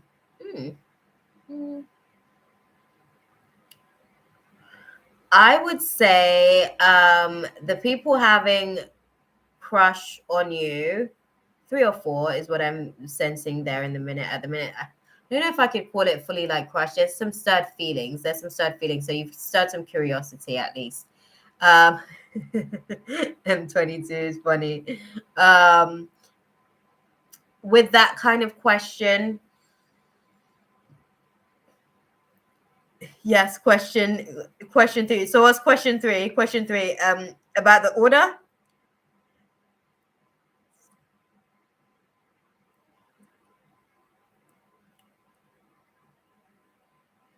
No. Sorry. Oh, I'm getting caught up. I'm getting confused. Show me. Which of the questions? There's like so many out there, but which should I choose? Should I ask about Alex manifesting that? Oh, okay. Yes. Question 3. Question 3 is how many people should I get with Alex or just manifest another super tall, handsome guy? No, okay. Let's do this in terms of that dynamic. Firstly, let's see. If Ariana goes down that path romantically with Alex, how do you see that dynamic playing out? Give us that tea, and then we can decide what we're going to do from there.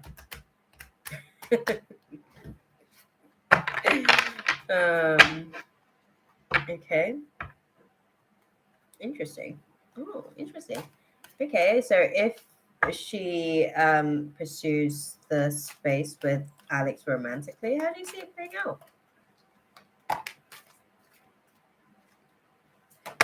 Oh, okay. Okay. Oh, oh, okay. Okay. Okay, clarify it for me then. Sorry, my love. We're gonna sort of start off and work through it from there.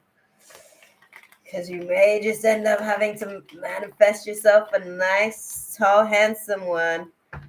Anyway, clarify.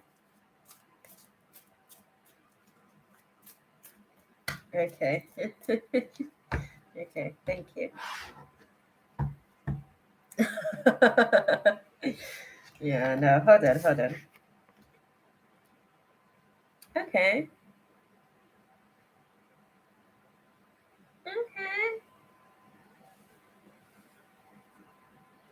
Mm. Okay. Yeah, that's fine. Okay, so if you were to go, not many tall guys in the world, you are right. You are right. That is a thing. Lucky for me, I'm only 4'9", so most people are taller than me. Ah! Oh, dude. Hi, Inside Out podcast. We're actually sort of wrapping up for the night. I've been here for like a good 3 hours, vibing with my people, my love. I'm sorry.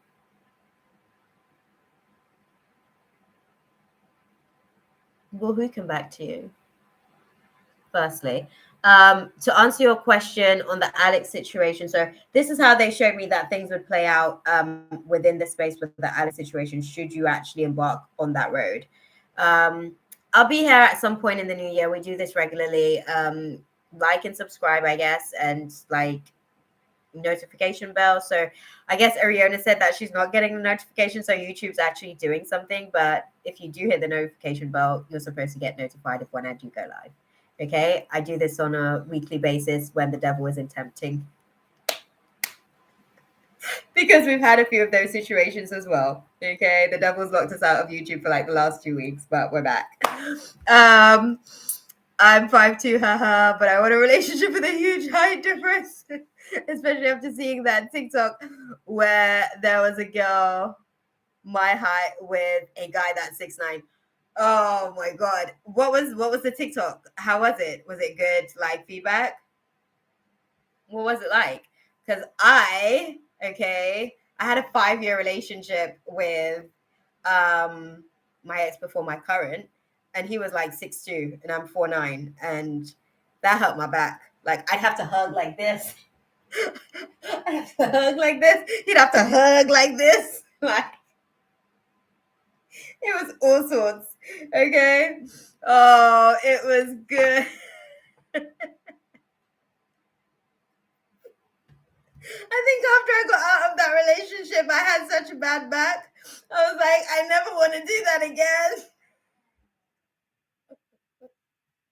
So after that, yeah, I kind of like, I wasn't even looking for 6'2", but I guess it just magnetized at the time to let me know that that's not what I need moving forward. But I love that for you if you want that for yourself. Do you know what I mean, beautiful? Let's have a look and see what's going on with the situation. He wasn't. Yeah. See that part right there. Yes, because it was like when I got picked up from that height, it was like, wow, is this what things look like from up here? So that was good. It was like, whoa, it's a whole new world. So for that aspect, it's definitely it's actually very encouraging. What I would say with the situation with Mr. Alex, they're showing me like if you were to go down that path, basically it would come with its own challenges. They're showing me that indecision is basically still a pattern that you guys would kind of like navigate. It's kind of like basically making that decision on whether to actually move forward progressively with the relationship situation or not. It would stay in a casual space for some time, I guess. And ultimately, it would end due to indecision, basically, is what they're kind of showing me on the situation. Because it becomes hard, basically hard. And when I say hard, you guys probably have different things, not even necessarily, firstly, different things that you want in terms of like relationship dynamic, but also how to achieve said things is probably another area where you guys would struggle to be able to like navigate this space as well. So yeah, it would be tricky. It would be tricky in navigating this space. It would be a short-lived experience. I'm seeing max about 8 to 9 months. And I say 8 to 9 months. Technically, it's roughly around about. Oh, what happened? What happened? No. Am I here? Am I back? Are you guys with me? What the hell was that? Hey, listen, M22, I'm gonna have to try and quickly wrap up because clearly my connection is doing something. Yet when a guy likes me, I don't want him back. Honestly, beautiful. Needs to restart to finish setting. Okay, my PC needs to set up a sensory device thing. Basically, that's why it's not starting. Chill out, guys. Can we get some tech assistance, please? Can we get some tech assistance? Okay, I know that I'm almost finished with the space. Let me do this one last thing for M22, and then we. Sorry, that's literally. Listen, even when I'm driving and there's things going on the roads, I'm like, guys, can we deal with that person on my left, please, guys. When I get that tone, they know she needs some assistance. Okay, they know what it means. Like, guys. But yeah. But the guys that like me, they aren't my type. And I get you. I get you with that. In terms of your type. The issue is that those are probably the guys that has the attributes that you like, basically. So do you mean that they're not your type aesthetically speaking and personality wise? What do you mean when you say that they're not your type? Because that's the thing. Sometimes when we're sort of like out here in these dating streets, because I remember like aesthetically, yeah. Okay. How does one navigate through that one then, guys? Because I know I've had situations where, okay.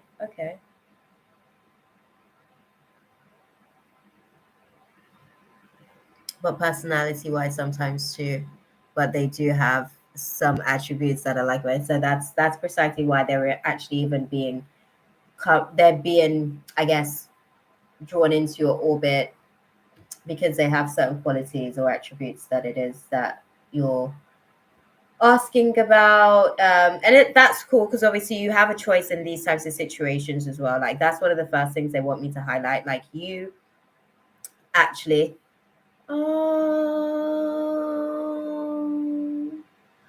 Oh, thank you, Mina. I appreciate you. Do you know what? Sometimes when I navigate through like some of these, like, because if I tell you guys half the stories of like the spiritual like warfare that I've navigated, especially being conscious, because it's like they don't want me sharing the information with others as well. Yeah. Yeah, God has said to me so many times, it's the prayers of others that has allowed for him to be able to bless me with the covering that he has. So I appreciate you for that, Mina. Definitely. Um yes,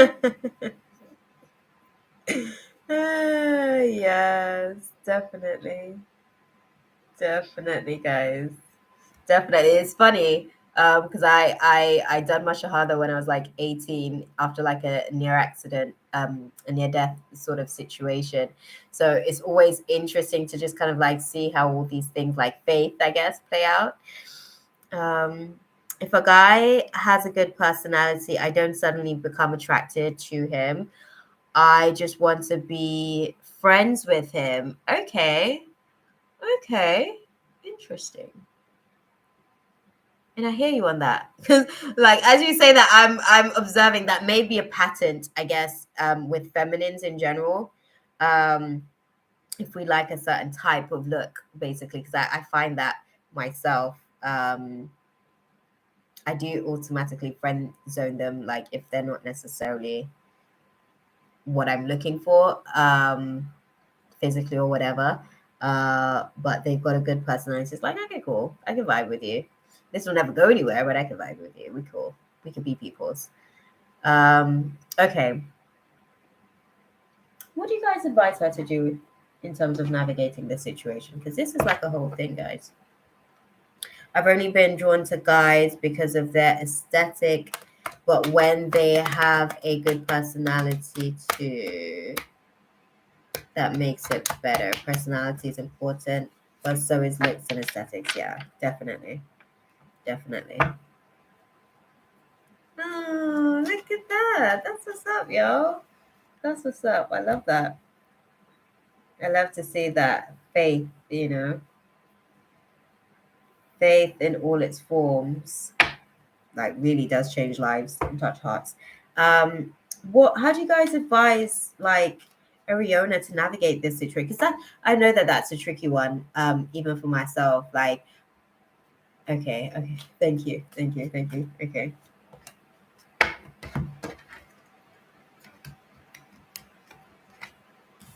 Let me move those and move these.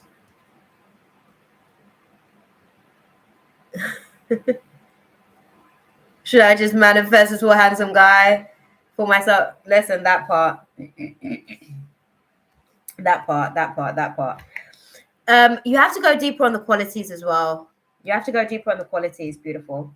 You have to go deeper on the quality because basically the universe is bringing you um, all of these other aspects of the situation, right? Um, okay. Yeah, more than just tooling. Yeah, so you have to those are the top two priorities, which is probably why like that's the main focus, but there's other aspects of their character as well that you appreciate.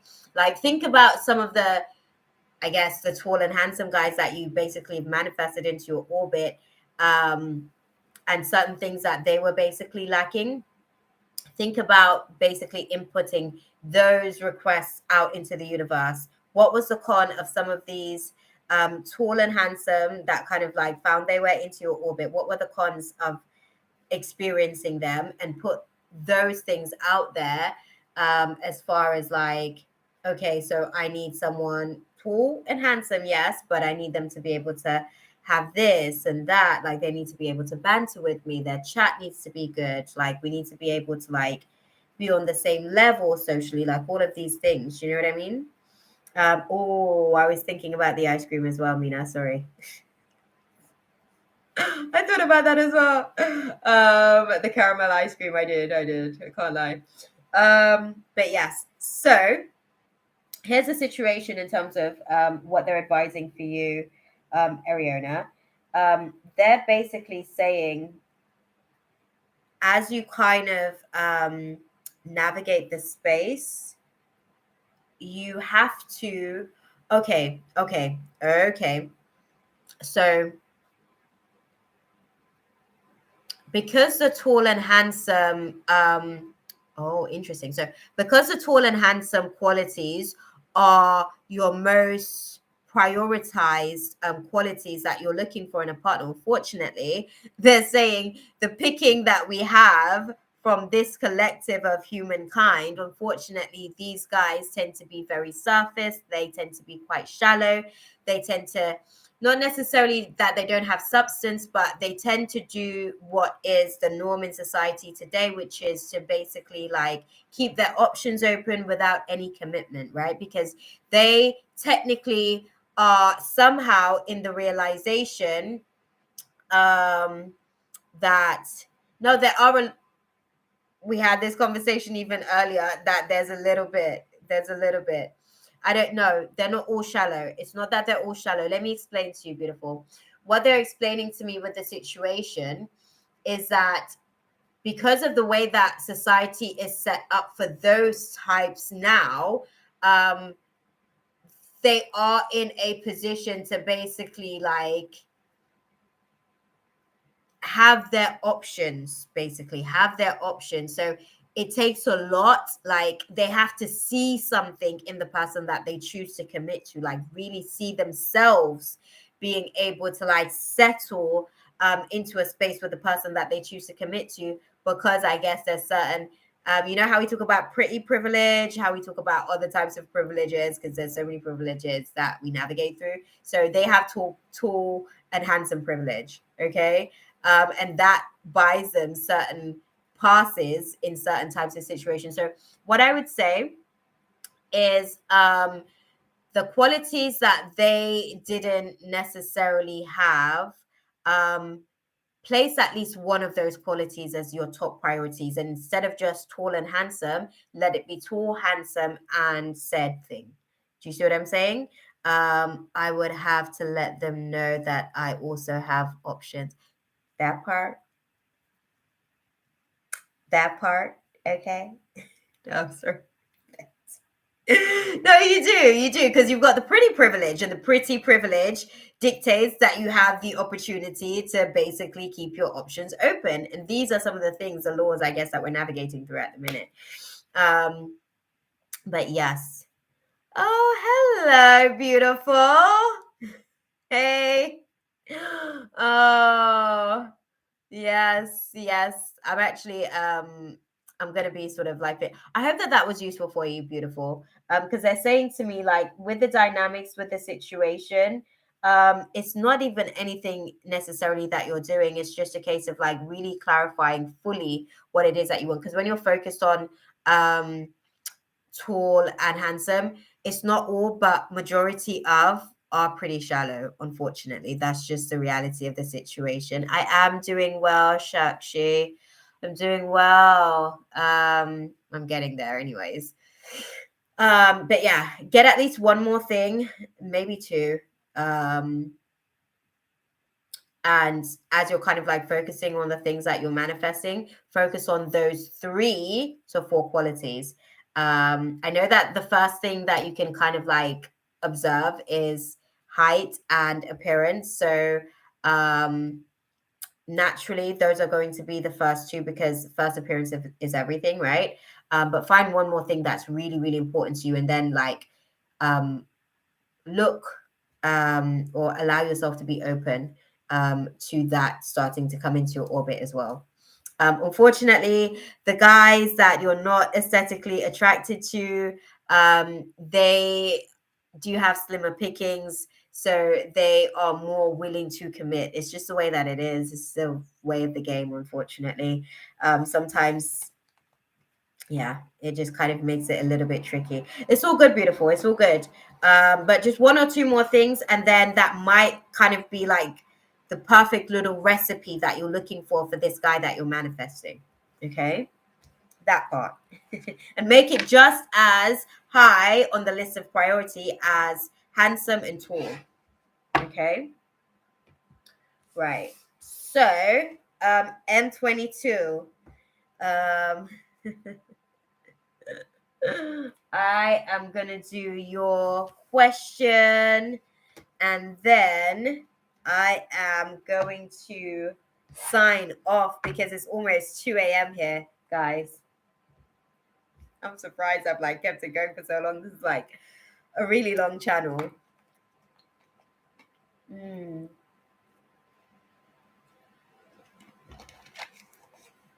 M22.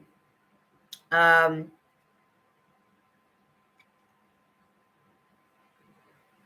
oh, oh, this is so cute. Sorry, you guys. I'm like checking out the chat. You guys are warming my little heart. Um, what is your question? Hey, Kristen, we're actually closing out with a final question. I've been here for like hours. God has been overworking me today. Sorry. Tune in though. I guess I do this regularly every week when we're allowed. I'm just gonna leave it there. When we're allowed. Okay, when the space and the stars align. Yeah, the list is closed. I'm doing the final reading now, and then we're gonna sort of check out. My question is, I would like to know the true intentions and feelings of the person I'm thinking of right now. Oh, dang. Okay. Person on M22's mind. What are their thoughts? What are their true intentions, actually? Let's do that because that's the question. What are their true intentions, firstly, towards M22? Make it clear as well, guys. All good, all good. Okay. Okay. Oh, interesting. Interesting. What are their feelings? Like, what are their true feelings? Okay. Nothing. Okay. Okay.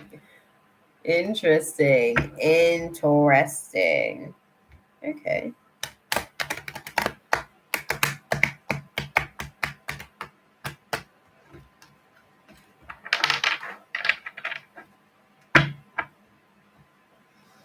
Right.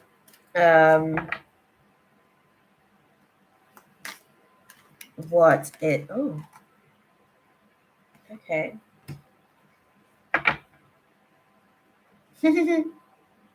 Elaborate.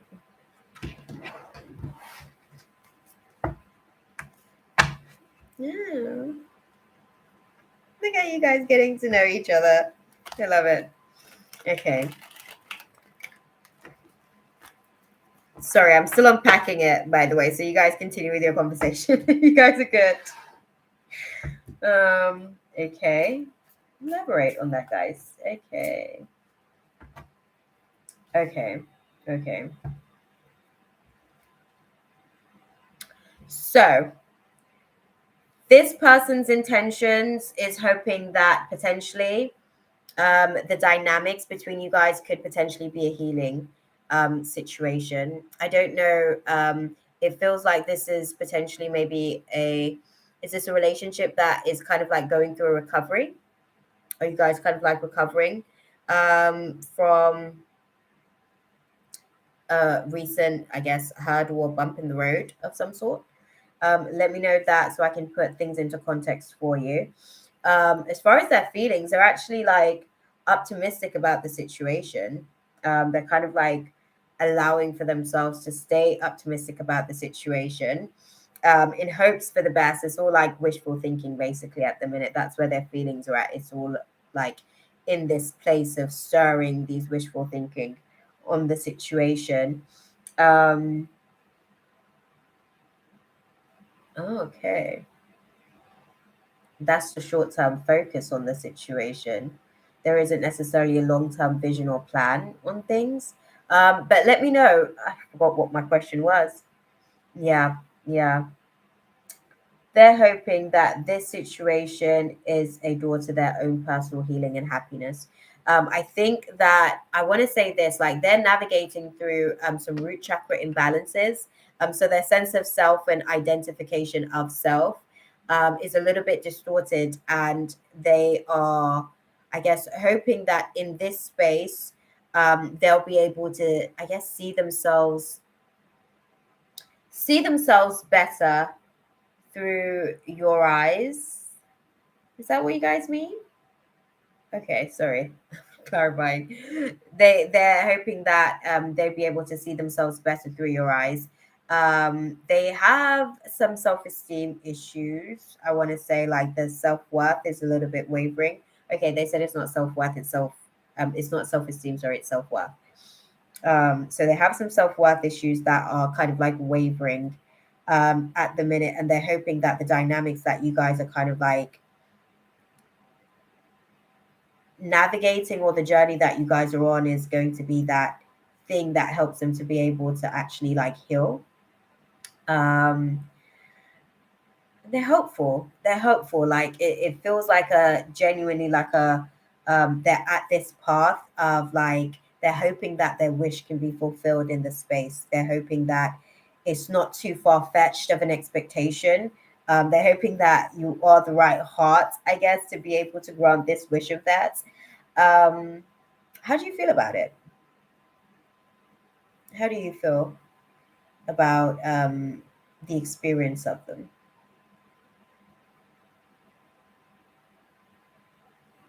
Let me know that.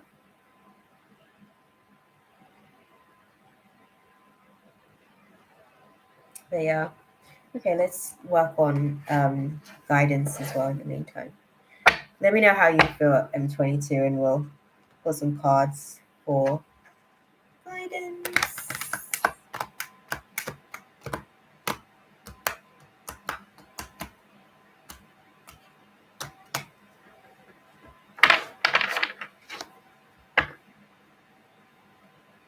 Yeah, and I get that. I get that.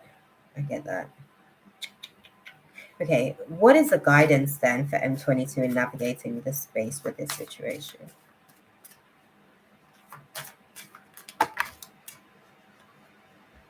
Okay.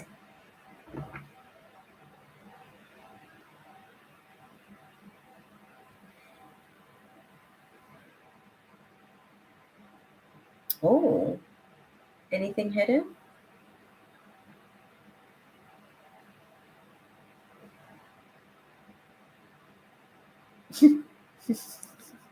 They said just emotional insecurity.